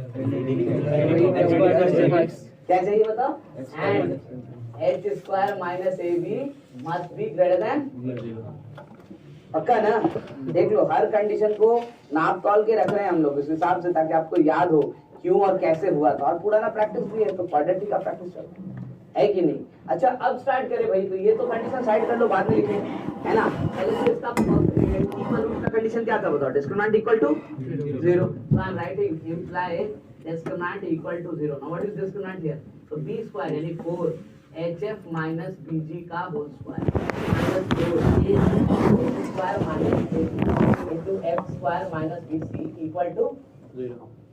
इसको सॉल्व करके यहीं से कंडीशन आएगा, इसको सॉल्व करते हैं तो कंडीशन यहीं से आएगा, ठीक है ना, इसके बाहर नहीं आएगा, ठीक है। अब यहाँ से क्या कॉमन लेंगे 4, है ना, अब ये मत सोच लेना कोई कि कर लेंगे सॉल्व बाद में, ये याद रखना ही पड़ेगा, है ना, तो 4 हटा देंगे तो यहाँ से क्या दिख रहा है, पहला वाला h square f square minus 2 h f bg, और फिर तीसरा b स्क्वायर यहाँ भी मल्टीप्लाई करते हैं देखो, तो h square f square minus h square bc minus ab f square और plus ab square c equal to, कुछ कैंसिल हो रहा है क्या, देखो तो क्या कैंसिल हो रहा है, h square f square, h square f square cancel कर दो, बचेगा क्या, तो यहाँ से दिखता है minus 2hf bg plus b square g square plus h square bc plus ab f square और minus ab square c equal to, ठीक है। ये अभी भी बहुत क्रिटिकल लग रहा है, क्या करें, अब कुछ कॉमन मिलेगा, हटा दो पहले, क्या कॉमन मिलेगा b, क्या कॉमन मिलेगा b, तो भाई हम कॉमन लेते हैं b, देखो b को कॉमन लेते हैं, b नहीं माइनस b कॉमन लेते हैं, क्योंकि ये 4 वाला 3 में कन्वर्ट होगा, देखो है ना, तो ये क्या हो जाएगा, तो ये हो जाएगा fgh, ये ना बचेगा इसमें माइनस, सॉरी 2f, करेक्ट। उसके बाद यहाँ क्या बचेगा, तो इसको पहले लिखते हैं, तो पहले लिखेंगे abc, फिर यहाँ क्या बच रहा है, minus b g square minus c h square minus a f square equal to, यानी एक बात तो श्योर है कि इसका इक्वल रूट तब होगा जब या तो बी जीरो हो जाए या तो ये जीरो हो जाए, करेक्ट। तो भाई अगर बी जीरो ले लेंगे, अगर बी जीरो ले लेंगे तो इसका मतलब ये स्क्वायर रूट के अंदर वाला टर्म तो हमेशा परफेक्ट स्क्वायर है ना, क्योंकि बी जीरो ले रहा तो ये तो खत्म नहीं हो गया, वरना बचा ये का होल स्क्वायर, वो तो रूट होकर स्क्वायर हो गया ना। तो आप जरा सोचो बी जीरो लेने से क्या क्या हो रहा है, इस इक्वेशन के अंदर क्या हो रहा है ना। तो मुझे नजर आ रहा है कि इस इक्वेशन के अंदर ये जीरो हो गया, ये क्या बन गया, होल स्क्वायर। तो यहाँ से दोनों में इक्वेशन आया ना, कितना इक्वेशन आ गया, हमारा काम हो गया, ठीक है। तो b इक्वल टू 0 से हमें कोई टेंशन नहीं है, करेक्ट ना। आगे बढ़ते हैं, हम कह रहे हैं तो इसका मतलब b0 हटा दो तो हमारे पास कंडीशन क्या आ गया, तो 2fgh plus abc minus bg square minus ch square minus af square equal to, है ना। लेकिन इसको याद रखने के लिए हम लोग इस ऐसा लिखते थे, क्यों भाई, तो देखो हम इसको फिर से लिखते हैं, रीअरेंज करते हैं। हम लिख रहे हैं abc plus 2fgh minus af square minus bg square minus ch square equal to, देखो तो सेम इक्वेशन लिखे हैं कि नहीं लिखे, जो ऊपर लिखा हुआ है वही नीचे लिखा हुआ है कि नहीं, पहले ध्यान से देखो, है सेम लिखा हुआ, ठीक है, डाउट तो नहीं है, जो यहाँ लिखे हैं वही तो यहाँ लिखे हैं ना, कुछ गड़बड़ नहीं ना किए हैं। चलिए आप देखिए जरा सा हम क्यों लिए थे कोएफिशिएंट, हम वो बताते हैं, फिर आप नोट करना तो फिर हम लोग कंडीशन को फाइनलाइज करेंगे। हमने ये कहा कि देखो जरा ध्यान से, यहाँ पर इंग्लिश अल्फाबेट के अनुसार चलना, सबसे पहले क्या आता है, ए फिर बी फिर सी, तो क्या लिखा हुआ है ए बी सी, उसके बाद 2 लेटर छोड़ना है, इसीलिए यहाँ 2 लिखा हुआ है, कौन कौन छोड़ेंगे, डी और ई, फिर कहाँ से स्टार्ट होगा, तो एफ जी एच लिखो, करेक्ट ना। तो ए बी सी 2 छोड़े तो 2 और फिर एफ जी एच, उसके बाद क्या, तो यहाँ से पहला ए, यहाँ से एफ स्क्वायर, यहाँ से बी, यहाँ से जी स्क्वायर, और यहाँ से सी, और यहाँ से क्या, तुम देखो कंडीशन है कि नहीं ऐसा, ठीक है। तो a b c plus 2f, उसके बाद minus f square minus bg square minus condition थोड़ा सा आसान है, करेक्ट। ऊपर से 2 यहाँ पे क्यों आया भाई, मैं देखो जरा सा, मैं ये भी जरा समझाऊं। तो 2 यहाँ पे इसलिए आया क्योंकि एफ जी एच जो भी टर्म है सब 2 बार आ रहा था, देखो इक्वेशन में भी 2 लिखा था आपने, एफ वाला के आगे भी, डी वाला के आगे भी, और एफ वाला के आगे भी, और एबीसी के आगे 2 नहीं आया, सब एक ही बात है कि नहीं। एक एडिशनल इंफॉर्मेशन और भाई, और क्या है, तो ये इक्वेशन लिखने के बाद चेक करेंगे हम कि सही है कि नहीं।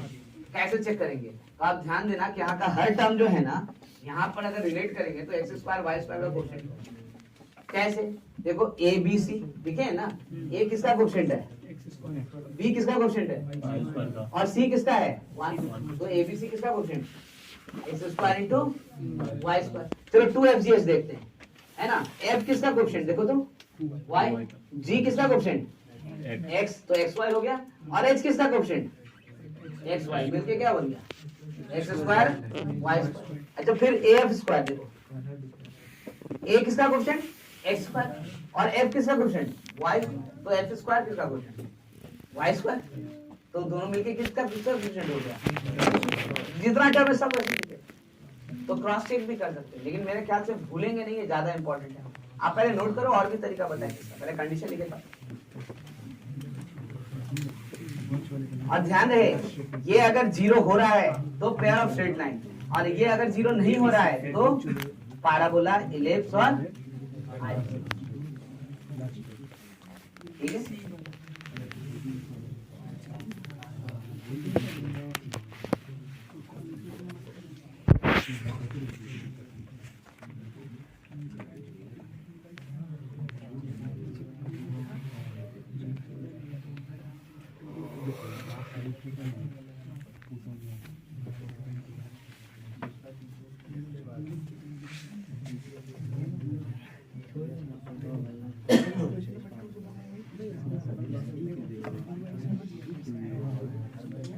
चौक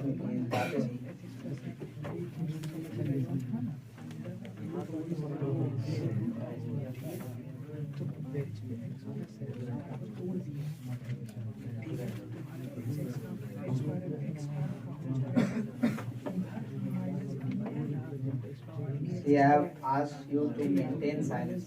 दिक्कत है तो पूछिए।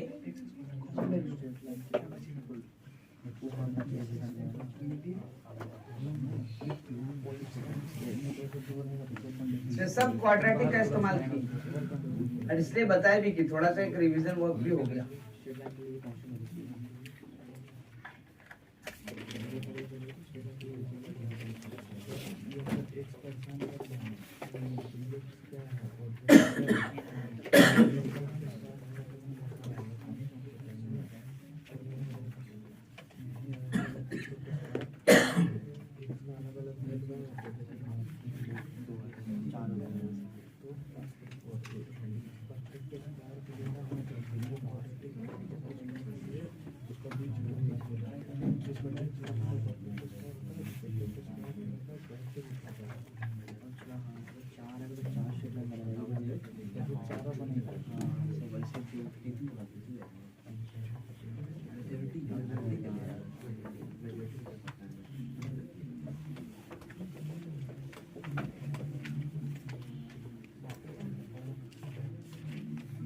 पहला वाला कॉलम क्लियर करें।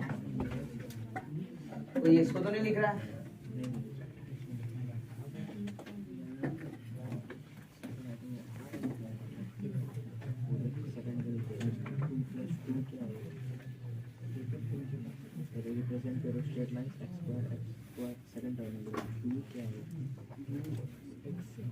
ax square plus by square plus 2hxy plus 2gx plus 2fy plus c is equal to 0 represents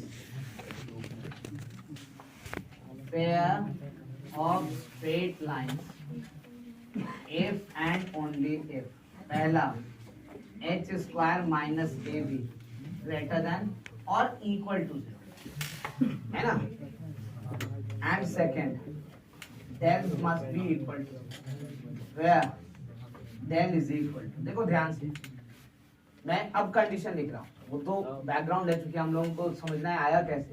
भाई ऐसे तो रटने लगे तो बैठ दिक्कत हो जाएगा, तो पहले आपको यही समझाने की कोशिश की कि भाई आया कहाँ से। अब बात कर रहे हैं, हमने लिखा कि ये equation pair of straight line तभी होगा जब h square minus a b greater than equal to 0 हो जाए और साथ में डेल 0 हो जाए। डेल किसको बोल रहे हैं? वही एक्सप्रेशन को कैसे लिखेंगे बताओ जरा सा। तो अब तो याद होना आसान है, कैसे लिखेंगे बताओ। ए बी तीन वाला पहले ए बी सी, फिर क्या लिखेंगे plus 2f g minus minus minus ये डेल हो गया। ठीक है, अब एक बात लोग पूछेंगे भाई बताइए आपने यहाँ पे ग्रेटर देन इक्वल टू लिख लिया, वहां तो आपने बोला था खाली ग्रेटर देन, इक्वल टू 0 होगा तो क्या होगा, तो इक्वल टू 0 होगा तो क्वाड्रेटिक नहीं रहेगा, है ना। तो लेट मी शो यू कि इक्वल टू 0 होगा तो क्या होगा, क्योंकि आगे का इतिहास फिर हम लोग बता पाएंगे कि क्या है क्या नहीं है। पहले तो इतनी बात को समझ ही लो ध्यान से। पहली बात ये तो समझ ही लो कि ये डेल लिखने का एक तरीका है, एक दूसरा तरीका भी आपको समझा सकते हैं जिसमें डिटरमिनेंट मेथड बोलते हैं, हम उस पर भी थोड़ा सा बात करेंगे। लेकिन पहले ये देख लो कि h square minus a b अगर 0 बंद हो गया तो क्या होगा, है ना। ये कंडीशन भी आपको सेपरेटली दिखा देते हैं।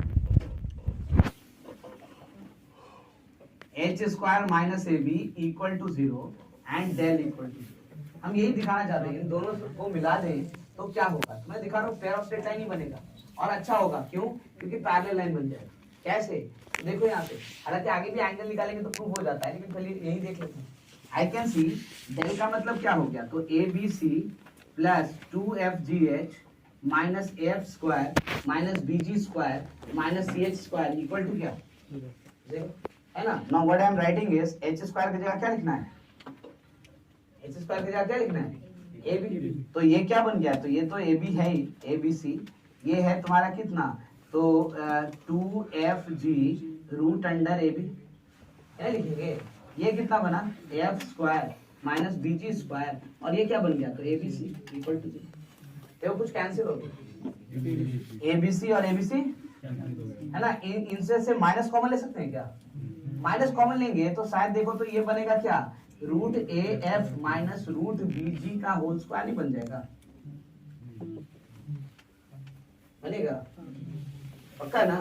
अब ऐसा होने से हमें पता चल गया कि रूट अंडर एफ जो होगा वो रूट अंडर क्या हो जाएगा, अब जरा से देखो उस इक्वेशन को, क्योंकि प्रॉब्लम कौन है हमारे लिए, तो प्रॉब्लम तो यही इक्वेशन है ना, जिसमें आपने इसको क्या मान लिया है, जीरो। तो अगर ये जीरो हो गया है तब यहाँ पर रूट खत्म कैसे होगा, एक्स के ऊपर रूट आ जाएगा ना। तो मैं ये दिखा रहा हूँ कि अगर ये जीरो मान लोगे और डेल जीरो ऑलरेडी ले रखे हो तो ये भी जीरो होना चाहिए। कैसे, तो यहाँ क्या लिखा हुआ है, एच एफ माइनस बी जी, करेक्ट ना। मैं यहाँ से दिखाता हूँ इसको एफ में कैसे, इसको एफ में कैसे कन्वर्ट करेंगे, तो रूट बी से मल्टीप्लाई कर, है ना, रूट मल्टीप्लाई बी मल्टीप्लाई कर दें तो ये root a b f is equal to b g हो जाएगा। देखो तो ना, what is root a b, यहाँ से बताओ एच, तो हम लिख सकते हैं क्या, h f is equal to, यानी कि coefficient of x is also equal to, नहीं हो गया। तो भाई अगर ये जीरो हो गया, ये भी जीरो हो गया, तो यहाँ बचा क्या, खाली कांस्टेंट, है ना। अब जो कांस्टेंट स्क्वायर रूट के अंदर है या बाहर है उससे हमें कोई फर्क नहीं पड़ता। तो भाई हमारे पास ये टर्म रहेगा, एक्स भी है, कांस्टेंट है ना। तो डेफिनेटली हमारा जो इक्वेशन है वो किसका इक्वेशन है, स्ट्रेट लाइन का, और वो भी कैसा स्ट्रेट लाइन, तो पैरेलल, देखो ना, खाली कांस्टेंट में डिफर है ना, स्लोप चेंज नहीं हो रहा है, करेक्ट ना। सो दैट्स व्हाई यहाँ पे इक्वल टू हमने जोड़ दिया, ठीक है, कि खाली H square minus a b greater than zero नहीं, इक्वल टू जीरो में भी ये सेटिस्फाई।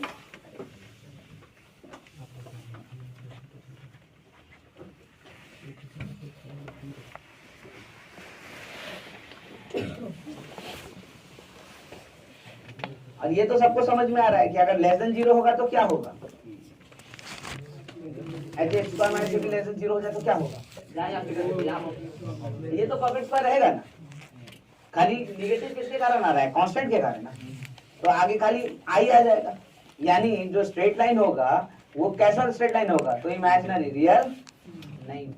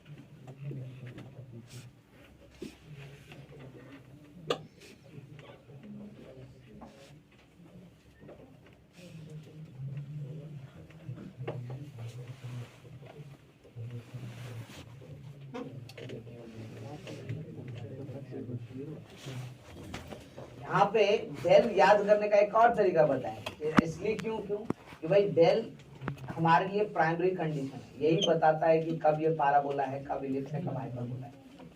अगर पेयर ऑफ स्ट्रेट लाइन नहीं पूछता है, अगर पूछ रहा है तो स्ट्रेट लाइन भी वही बताएगा, है कि नहीं। कैसे कैसे, तो भाई आपने देखा डेल जीरो हो जाएगा तभी ये क्या कहलाएगा, पेयर ऑफ स्ट्रेट, है ना, रियल या इमेजिनरी, ठीक है।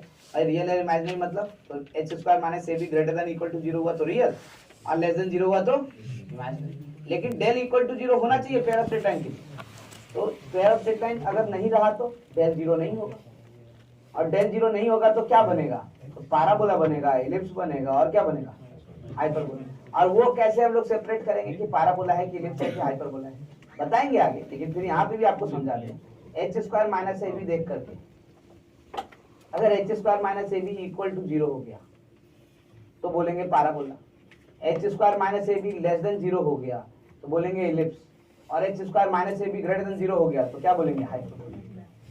तो मतलब डेल चेक करना ही करना है, बिना डेल चेक किए हुए हम नहीं बता सकते हैं कि ये कौन सा कर्व है ना। तो डेल आया कहाँ से, अगर बिना पेयर ऑफ स्ट्रेट लाइन के हम डायरेक्ट कोनिक स्टार्ट करते हैं तो आपको ये इक्वेशन लिखते, जनरल इक्वेशन ऑफ कोनिक लिखते कैसे, ये बताओ, आया तो यहाँ से ना, ठीक है। फिर बोलते कि भाई देखो ये कंडीशन है, पैराबोला दिखाएगा, इलिप्स दिखाएगा, हाइपरबोला दिखाएगा, फिर आप पूछोगे कैसे, ये आया कहाँ से कंडीशन, तो कंडीशन आया यहाँ से, ठीक है। तो बिना पेयर ऑफ स्ट्रेट लाइन के हम लोग इसको टच नहीं कर सकते कोनिक को, लेकिन pair of straight line explicitly mention नहीं है, तो इस पे बहुत ज्यादा प्रैक्टिस हम लोग नहीं करते। ठीक है, हाँ डेल इंपॉर्टेंट है, तो याद कैसे रखेंगे ये आपको बताया मैंने। ठीक है, जनरल इक्वेशन इंपॉर्टेंट है, तो जनरल इक्वेशन तो याद हो गया होगा मेरे ख्याल से, है ना, क्योंकि देखो एक्सरसाइज हम लोग शुरू से करते रहते हैं। जैसे हमने सर्कल का जनरल इक्वेशन लिखा था, याद है क्या लिखा था, x square plus y square plus 2gx plus 2fy plus, यहाँ जरा से ध्यान से देखो, आधा पार्ट वही है, तो वो तो याद रखने में दिक्कत नहीं है।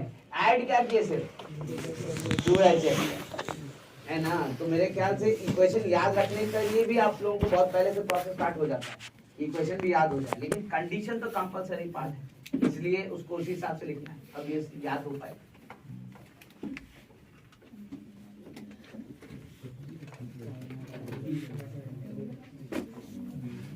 इसको क्लियर करें, सेकंड कॉलम हो गया सबका।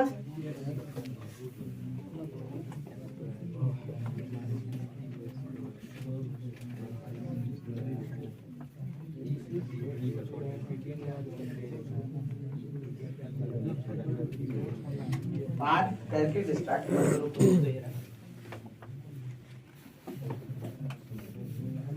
देखो डेल को याद करने का एक तरीका तो बता दिया, इंग्लिश अल्फाबेट के अनुसार हम लोग चल रहे हैं। दूसरा तरीका डेटरमिनेंट मेथड है, ठीक है, I am going for determinant method.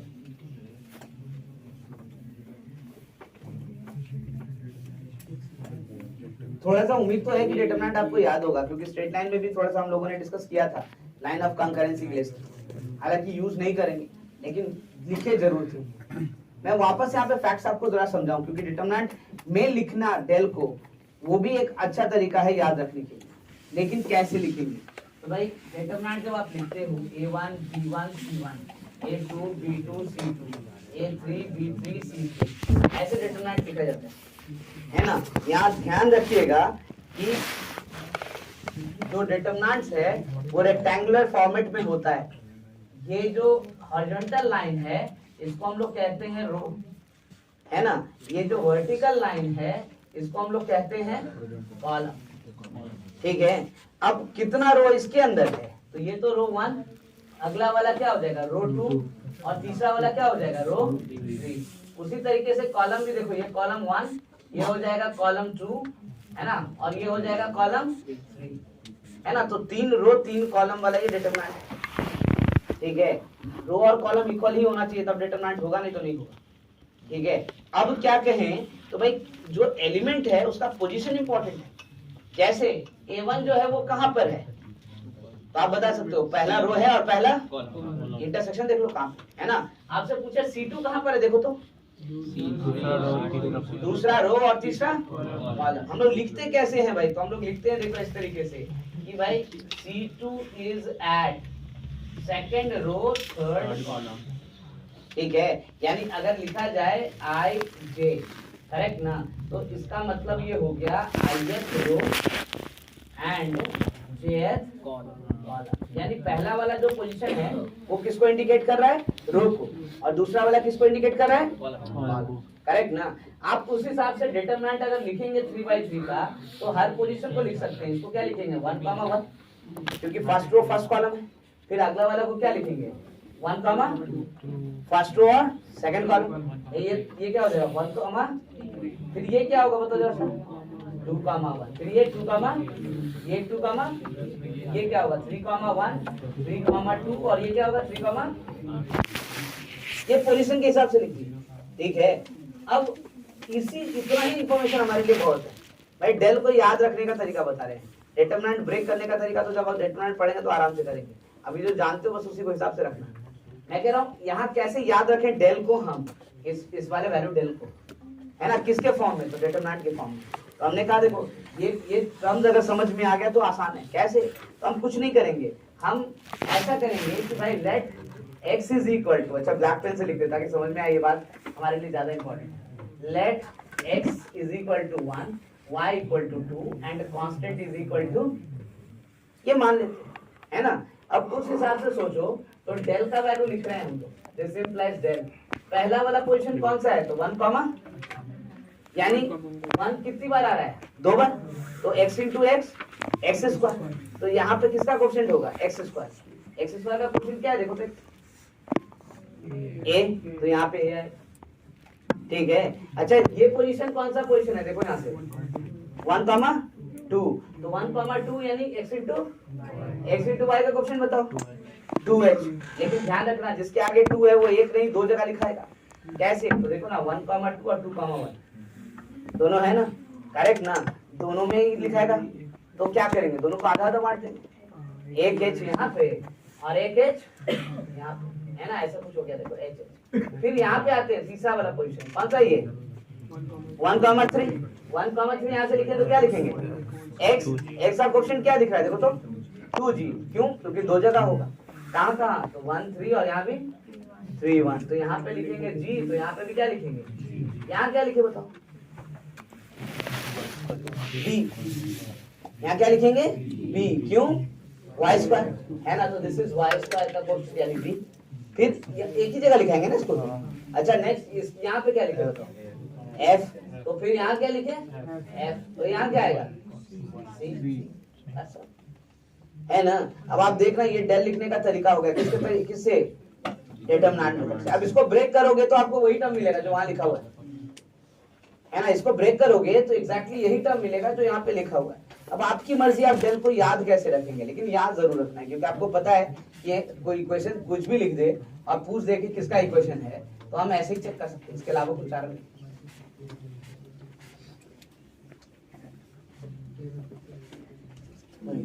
मैंने कहा डिटरमिनेंट जो लिखते हैं वो रो और कॉलम में लिखते हैं, करेक्ट ना। तो भाई ऐसे हॉरिजॉन्टल जो है वो रो है, जो वर्टिकल है वो क्या है कॉलम, करेक्ट ना। अब पोजीशन वाइज अगर देखा जाए तो हम लोग i, j लिखते हैं। I stand for ith row and j stand for jth column, correct. अब इसके हिसाब से अगर यहाँ पे पोजीशन वाइज हम लिखें कि किसका पोजीशन क्या है, तो पहला पोजीशन है first 1,1 first row first column, this is first row second column, first row third column, again उसी तरह से पूरा बॉक्स बना लिए। आपने बोला इसी के हिसाब से हम डेल लिखेंगे, कैसे, तो भाई x को 1 मान लेंगे, y को 2 और कांस्टेंट को 3। अब ये पहला पोजीशन है 1 1, तो x square, x into x square, x square का कोफिशिएंट यहाँ आएगा, x स्क्वायर का कोफिशिएंट क्या है लिख लीजिए। दूसरा पोजीशन है 1,2, तो 1,2 यानी x इंटू y, किसका कोफिशिएंट क्या है h, तो h दो जगह आएगा क्योंकि 2 लिखा हुआ है, तो 1,2 2,1 दोनों जगह है ना, so every written 2h likewise पूरे को पढ़, ठीक है। तो डेल को याद रखने का हमारे पास दो तरीका है, और मेन हमारे लिए मतलब जो प्रायोरिटी है वो यही है डेल। इस कारण से इक्वेशन के कोएफिशिएंट को ही हमने अरेंज कर दिया, ऐसे ही लिखेंगे।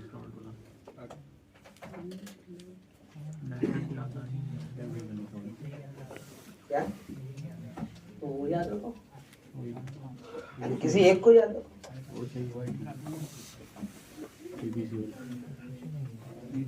डिटरमिनेंट मैंने इसलिए अभी बता दिया क्योंकि अब हम लोग डिटरमिनेंट भी पढ़ेंगे, तो भाई जब पढ़ेंगे तो यूज तो करेंगे ना, तो ये सब याद रहेगा तो यूज करने में आसानी है ना। अब बहुत पहले हमने थोड़ा सा उसको स्किप किया था, कारण रीजन ये था कि पढ़ने में बहुत समय था, अब पढ़ने में ज्यादा समय नहीं था।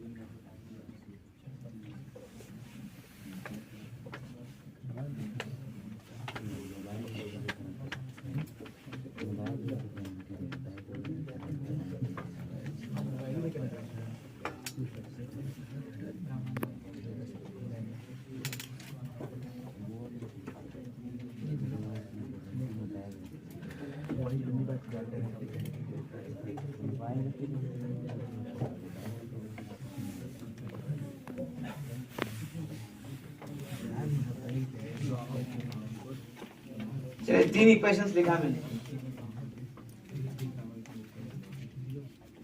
You have to check it for pair of straight lines. I hope 3 को चेक करते करते तो याद हो जाएगा कंडीशन क्या है ना। उसके बाद फिर हम लोग आगे बढ़ेंगे, क्योंकि कोनिक से स्टार्ट करेंगे पैराबोला इलिप्स हाइपरबोला, तो सबसे पहले यही चेक करवाएंगे कौन पैराबोला है, कौन इलिप्स है, कौन हाइपरबोला है, बताओ। तो उसके लिए इंपॉर्टेंट है पहले डेल का वैल्यू।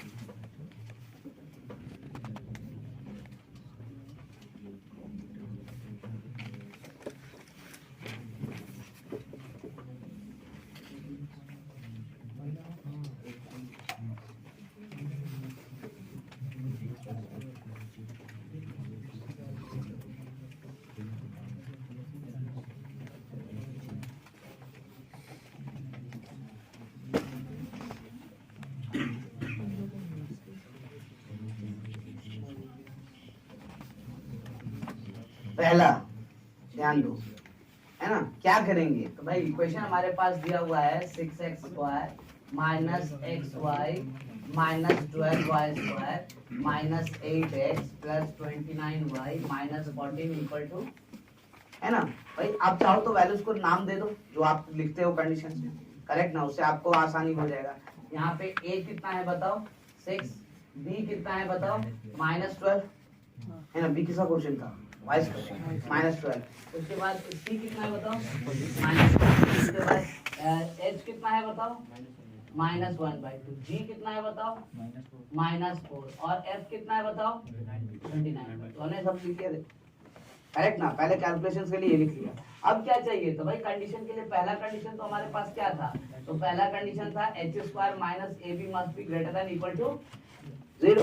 तो भाई यही चेक करो पहले, h² कितना आएगा देखो तो -½ का होल स्क्वायर माइनस ab, तो a है कितना तो 6 और b कितना है -12, ये कितना हो गया, तो आई कैन सी 1/4 और प्लस कितना 70। अरे ये तो पॉजिटिव ही है ना, करेक्ट ना, तो ग्रेटर देन 0 है तो यहाँ तो कोई दिक्कत ही नहीं। ठीक है, तो हम किसको चेक करें अब, तो we are going to check next thing that is del must be equal to, now what is del, del क्या है बताओ, a b c plus 2f g h, उसके बाद बताओ माइनस यहाँ से a यहाँ से f, af square minus g square minus, ठीक है, लोड तो नहीं पड़ रहा है ना दिमाग पे, है ना, एकदम आसानी से समझ में आ गया, याद हो गया ना। तो ये बन गया हमारा एक कंडीशन। इसमें क्या करें, तो डालते वैल्यू, अगर 0 हुआ तो पेयर ऑफ स्ट्रेट लाइन, नहीं 0 हुआ तो कोनिक कर्व। और कोनिक कर्व में भी कौन सा कर्व होगा, अगर डेल 0 नहीं हुआ तो क्या होगा, तो कोनिक कर्व। कौन सा कर्व देखो ना, क्या दिख रहा है, ग्रेटर देन 0 तो क्या बनने वाला था हाइपरबोला, लेस देन 0 तो इलिप्स, इक्वल टू 0 तो मतलब सब डिपेंड कर रहा है खाली डेल पे और किसी पे, करेक्ट ना। तो डेल चेक करते हैं, क्या उम्मीद लगता है आपको डेल का, ए कितना है देखो 6, बी कितना है -12 और सी कितना है -42 प्लस 2 टाइम एफ कितना है हमारे पास तो 29/2 और g कितना है हमारे पास तो -4 और h कितना है हमारे पास तो -1 बाई माइनस af कितना हो गया f स्क्वायर तो -6 इंटू f स्क्वायर यानी कितना हो गया अच्छा 29/2 का स्क्वायर माइनस bg तो माइनस ऑफ -12 इंटू -4 का स्क्वायर माइनस ch स्क्वायर यानी c हमारे पास -14 और h स्क्वायर यानी कि -12 का होल स्क्वायर देखो ऐसे लिख दिए ना। सबसे पहले क्या करें तो माइनस प्लस वाला चक्कर हटाओ ठीक है यहाँ से क्या दिख रहा है माइनस माइनस प्लस तो ये तो लिखेंगे 6 इंटू 12 इंटू 14 अगला वाला में क्या देखो तो माइनस माइनस प्लस ये भी प्लस रहेगा साथ में ये 2 2 जब 4 तो कैंसिल हो जाएगा तो 2 इंटू कितना लिखा जाएगा 20 करेक्ट ना इसको देखते हैं तो यहाँ से तो माइनस ही रहेगा 6 इंटू 29 का स्क्वायर बाई क्या 4 इसको 3 कर दो बाई 2 अच्छा रहेगा ठीक है। अच्छा नेक्स्ट यहाँ से कितना हो जाएगा तो प्लस 12 इंटू 16 ये कितना हो जाएगा तो ये भी प्लस कितना हो जाएगा 14/4 यानी 7/, माइनस प्लस खत्म कर दिया। अब क्या करें भाई बहुत हेवी कैलकुलेशन है कैलकुलेशन कैसे संभाला जाता है तो भाई एक जैसा टर्म एक साथ रखेंगे तो 12 इंटू 16 और इसको एक साथ रखते हैं है ना क्या कॉमन मिलेगा दोनों में देखो तो जरा सा 12 तो कॉमन मिल गया देखो डायरेक्ट और कुछ कॉमन मिलेगा तो हाँ मिलेगा ना यहाँ से 2 यहाँ से 2 मिलके कितना हो गया 4 तो 4 भी कॉमन मिलेगा तो I can take 12 into 4 common ये कितना बच गया 3 और यहाँ 7 यानी 20 यहाँ क्या बचा 4 ना इतना ही था ना ठीक है। अच्छा इन दोनों में क्या कॉमन बताओ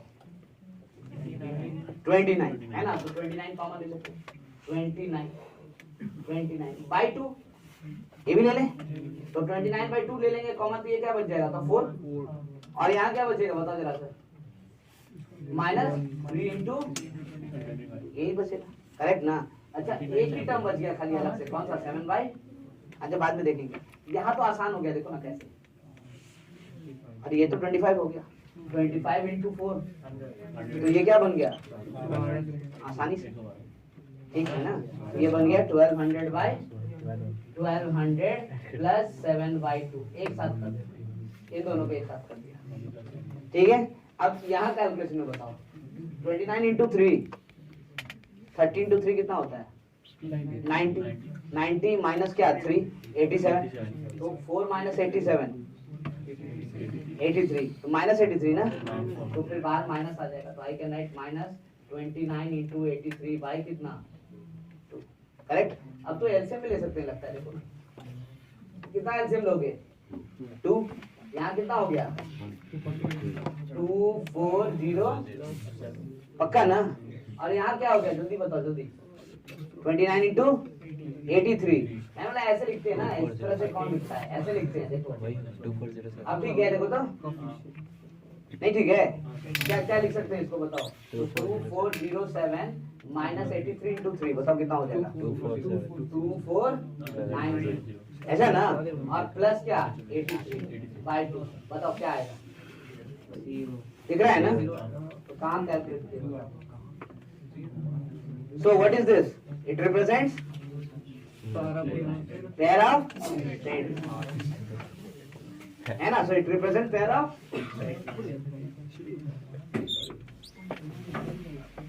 नेक्स्ट वाला निकाल देखो क्या होता है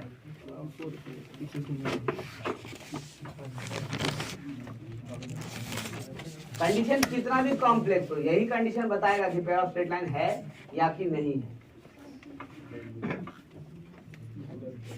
अब कैलकुलेशन से घबराइए मत सेम तरह का टर्म एक साथ रखेंगे तो दिक्कत नहीं है रिड्यूस हो जाएगा अपने आप।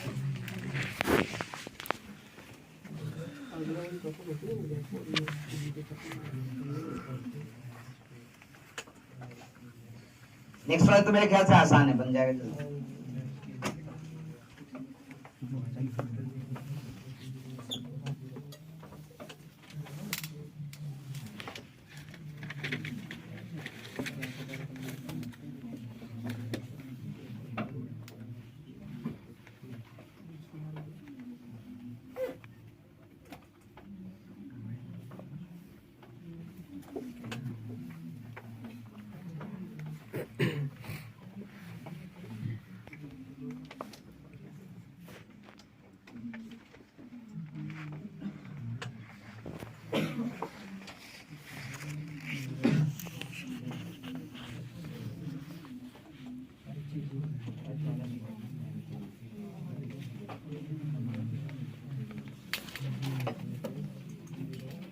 सेकंड वाला अटेम्प्ट किया? कितने लोगों ने ले लिया अटेम्प्ट? क्या है आंसर? मतलब जीरो मतलब क्या है या नहीं है?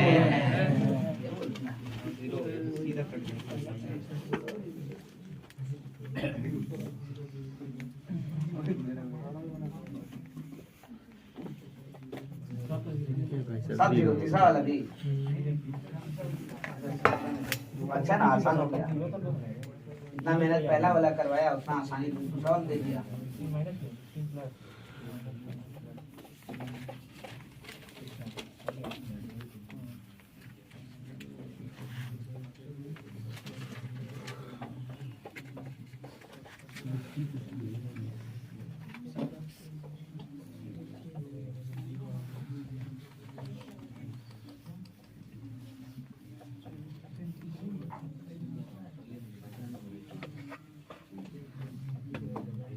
ध्यान रखिएगा, यही क्वेश्चन हम लोग चेंज कर देंगे थोड़ा सा। Conic start, identify the curve, है ना, बस कोनिक स्टार्ट। अब नहीं है पैरा स्ट्रेट लाइन तो बताओ कौन क्या है वो। नहीं है, क्या है वो? अभी तो हम लोग लिखे ही नहीं। कैसे कैसे? एच स्क्वायर माइनस ए भी क्या आ रहा है? लेस। तो इलिप्स अगर डेल जीरो नहीं आए और एच स्क्वायर माइनस ए भी लेस देन जीरो हो जाए तो इलिप्स ग्रेटर देन जीरो हो जाए तो हाइपरबोला है। इक्वल टू जीरो हो जाए तो क्या है? पैराबोला। करेक्ट ना? अब ये सब भी समझाएंगे क्यों कैसे क्या सोचते हैं, लेकिन फिलहाल अभी तो इसी पे देखना है। तो आई होप सेकंड वाला और थर्ड वाला मैं स्किप कर जाऊं तो कोई दिक्कत नहीं, सबका बन जाएगा आसानी से। एक जो कॉम्प्लेक्स वाला था वो मैंने सॉल्व करके दिखा दिया आपको कि देखो कैसे करते हैं। उसके बाद आसान वाला स्किप कर रहे हैं क्योंकि वो खुद से करना है, कंडीशंस अप्लाई करना है, इंपॉर्टेंट वही है। ठीक है, कॉम्प्लेक्स बोल रहे। अच्छा प्लीज पे अटेंशन। हम लोग आगे बढ़ते हैं तो समय थोड़ा सा और यूटिलाइज करें, हम लोग क्या बात करते हैं। पेयर ऑफ स्ट्रेट लाइन में क्या क्या है जो हमें पढ़ना है। ये तो कंडीशन दिख रहा है डायरेक्ट अप्लाई होगा कोनिक में, तो इसलिए हमको ये तो पढ़ना ही पढ़ना था। ठीक है ना? इस पे थोड़ा सा रुक करके थम करके इस पे भी चलेंगे। नाउ कॉन्सेंट्रेट प्लीज, बात है इस पे रुक करके और थम करके इसलिए भी चले थे क्योंकि ये कंडीशन डायरेक्ट अप्लाई होगा कोनिक में। जब तक कर्व भी नहीं पहचानेंगे तब तक तो कोई प्रॉपर्टी भी नहीं लगा सकते, तो ये तो जरूरी काम है हमारा। अच्छा, इसके आगे क्या करना है? तो भाई इसके आगे हमको दो ही चीज सीखना है पेयर ऑफ स्ट्रेट लाइन से। एक, पेयर ऑफ स्ट्रेट लाइन का इक्वेशन अगर दिया है तो स्ट्रेट लाइन कहीं ना कहीं इंटरसेक्ट करता होगा, तो पॉइंट ऑफ इंटरसेक्शन। और दूसरा, अगर दो स्ट्रेट लाइन है तो बीच में एंगल होगा जरूर, तो क्या चाहिए? Angle between pair of straight line. Correct ना? इससे ज्यादा हमको कुछ नहीं सीखना है। इसके बाद अगर कुछ सीख रहे हैं तो एक्स्ट्रा है, उसकी जरूरत नहीं है, लेकिन ये दोनों जरूरत है। क्यों? क्योंकि इन दोनों का यूज हम डायरेक्ट करने वाले हैं हाइपरबोला में। और प्लस एडिशनल एक मेथड है, मेथड ऑफ होमोजेनाइजेशन, हम लोग वो देखेंगे क्योंकि वो क्वेश्चन भी पूछे हुए प्रीवियस ईयर्स में, और साथ में उसका एप्लीकेशन किसी भी चैप्टर में हो जाता है। लिखता तो नहीं है कि भाई इस मेथड से करो, लेकिन हमारे लिए आसान हो जाता है, तो उसको देखेंगे। तो तीन चीज देखना है, point of intersection between the pair of lines, दूसरा angle between the pair of lines, और तीसरा क्या? तो मेथड ऑफ होमोजेनाइजेशन। इसके अलावा चौथा नहीं देखना। करेक्ट ना? अभी तक थोड़ा स्लो थे, अभी भी रहेंगे स्लो, हम फास्ट होने की कोशिश नहीं कर रहे हैं। इन कॉन्सेप्ट कवर करना जरूरी है। हमारे point of intersection between the pair of lines, pair of lines, है ना? इस पे हम स्टार्ट कर रहे हैं। आपको गिवन क्या होगा, सोचो जरा, गिवन क्या होगा? तो भाई equation of pair of lines, that is ax square plus by square plus 2hxy plus 2gx plus 2fy plus c is equal to, आपको यही दिया होगा, है ना? और आपको क्या निकालना है? तो पॉइंट ऑफ इंटरसेक्शन। कैसे निकालेंगे? तो भाई मैं पहले दो ऑब्जर्वेशंस लिख दूं यहाँ पे, उसके बाद हम लोग आगे बढ़ेंगे। ध्यान दे, बातें नहीं, हम दो ऑब्जर्वेशंस पहले लिख देते, उसके बाद बातें करते। हमने कहा अगर ऑब्जर्वेशंस की बातें कर रहे हैं, ध्यान रखोगे। ऑब्जर्वेशन 1, अगर एक स्ट्रेट लाइन ओरिजिन से पास कर रहा है और दूसरा नहीं कर रहा है ना, तो इक्वेशन कैसा देखने को मिलेगा? क्या ऐसा ही इक्वेशन देखने को मिलेगा, इतना ही टर्म मिलेगा क्या? नहीं, थोड़ा फर्क आ जाएगा। कैसे? तो if one of the straight line passes through origin and other not, then कैसे लिखेंगे? तो भाई एक ही क्वेश्चन तो a1x प्लस b1y है ना, और अच्छा देन बात में करते हैं b1y, और दूसरा a2x plus b2y plus c2 is equal to 0, ऐसे लिखा जाएगा। देखो ये ना होगा, अरे पेयर ऑफ लाइन तो ऐसे ना लिखेंगे, करेक्ट ना। एक ओरिजिन से पास कर रहा है तो उसके पास कांस्टेंट नहीं होगा, दूसरा ओरिजिन से पास नहीं कर रहा है तो उसके पास कांस्टेंट होगा। अब जरा बताओ यहाँ से कौन कौन सा टर्म आएगा हमारे पास, हम वही टर्म लिखेंगे खाली, और कुछ नहीं लिखेंगे। तो भाई ये तो खाली समझने के लिए हम लिखे, करेक्ट ना। देन हम क्या लिखे ऑब्जर्वेशन में, कौन कौन सा टर्म आएगा, इक्वेशन में भी कितना होगा बताओ जरा सा, एक्स स्क्वायर आएगा ना, तो एक्स स्क्वायर लिखेंगे, एक्स स्क्वायर, और क्या आएगा वाई स्क्वायर आएगा, तो चलो बी वाई स्क्वायर ये भी लिखेंगे। उसके बाद क्या आएगा एक्स वाई, तो हम वो भी लिखेंगे, देखो 2hx, ठीक है। उसके बाद किसका टर्म आएगा x, तो हम क्या लिखेंगे 2gx, ये भी लिखेंगे। y आएगा, हाँ वो भी आएगा, तो 2f ये भी लिखेंगे। कांस्टेंट आएगा क्या, नहीं, कांस्टेंट कैसे आएगा, कांस्टेंट का कांस्टेंट तो है ना, तो कांस्टेंट मिसिंग हो जाएगा। अगर एक लाइन ओरिजिन से पास कर रहा है दूसरा नहीं, तो पूरा इक्वेशन में क्या मिस करेगा, खाली कांस्टेंट। लेकिन वही ऑब्जर्वेशन 2 के बारे में बात करें, if both line passes through origin, यानी दोनों ओरिजिन से पास करे, तो ओरिजिन पे इंटरसेक्ट करे तभी ना होगा ऐसा। तो स्ट्रेट लाइन एक ही पॉइंट पर इंटरसेक्ट करता है, कॉमन हो सकता है। तो एक इक्वेशन क्या होगा, तो a1x प्लस b1y, और दूसरा होगा a2x प्लस b2y, है ना, इक्वल टू 0। जरा इसको देख के ध्यान से बताओ इक्वेशन क्या लिख सकते हैं, देन इक्वेशन में भी क्या होगा बता दो, एक्स स्क्वायर वाई स्क्वायर, और क्या और कुछ नहीं, इक्वेशन आ जाएगा x square plus b y square plus 2hxy equal to, ये ध्यान रखना है ना भाई। इस केस में ऑब्जर्वेशन 2 को ध्यान से देखें तो दोनों कहां से पास कर रहा है, ओरिजिन, तो दोनों का कॉमन पॉइंट ओरिजिन ही हुआ, तो दोनों का पॉइंट ऑफ इंटरसेक्शन क्या हुआ, ओरिजिन। साथ में एक और बात इंपॉर्टेंट कि भाई इस पूरे इक्वेशन में अगर ये ओरिजिन से पास करेगा, दोनों का दोनों इंटरसेक्ट ओरिजिन पे करेगा, तो 100% उसमें सिर्फ सेकंड डिग्री कर्व होगा। देखो एक्स स्क्वायर होगा, वाई स्क्वायर होगा, और एक्स इंटू वाई होगा, एक्स वाई कांस्टेंट कुछ नहीं, ठीक है ना भाई। इसका हम इस्तेमाल करने वाले हैं पॉइंट ऑफ इंटरसेक्शन निकालने के, ठीक है। मेथड अलग होगा हमारा, है ना, फाइनल कैलकुलेशन का, लेकिन निकालने का तरीका यही से होगा, ठीक है।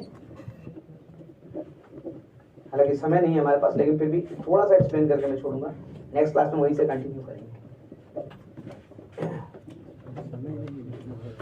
मैंने ये कहा, देखो ये स्ट्रेट लाइन L1, ये स्ट्रेट लाइन L2, है ना, ऐसे लिखते हैं।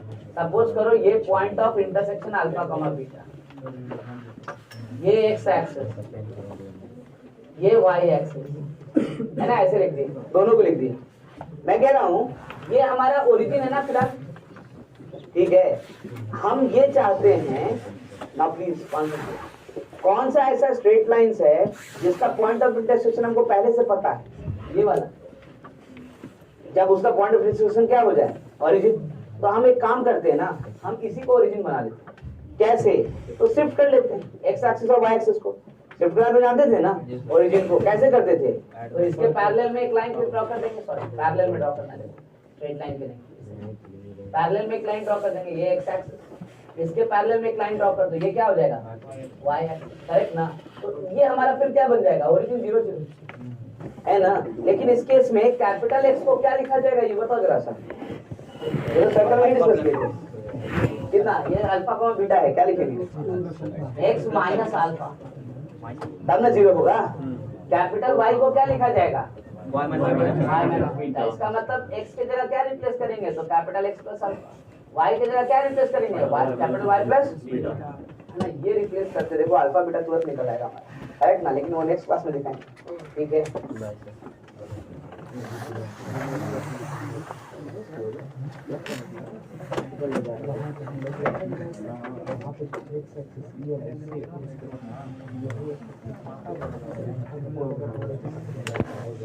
एंड डेफिनेटली बायनोमियल थ्योरम भी थोड़ा सा प्रैक्टिस कीजिए और आगे बढ़ाइए, ठीक है, क्योंकि आपको मैंने पहले ही बता दिया डबल सिग्मा का क्वेश्चन दिखेगा लेवल 1 पे तो शायद एक आधी है, लेकिन वो दिखेगा और वो हम लोगों ने डिस्कस नहीं किया है क्योंकि जब तक ये बात शुरू नहीं होगा तब तक हम लोग करने का क्वेश्चन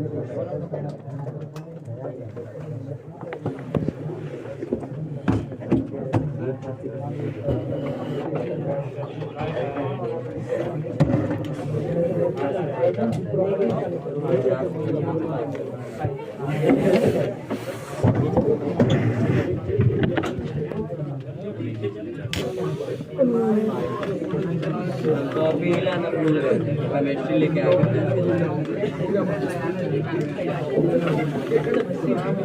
लिख लिया नहीं कॉफी और जब कॉफी पढ़ाई भी नहीं किया तो लिख के अरे नाच पता नहीं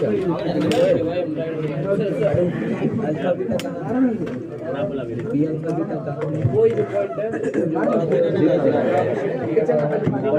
पहले वो नहीं वही पर जब ना 0 अरे यही पैसे हुए इसके रिस्पेक्ट में भी आता है अपने लिए 0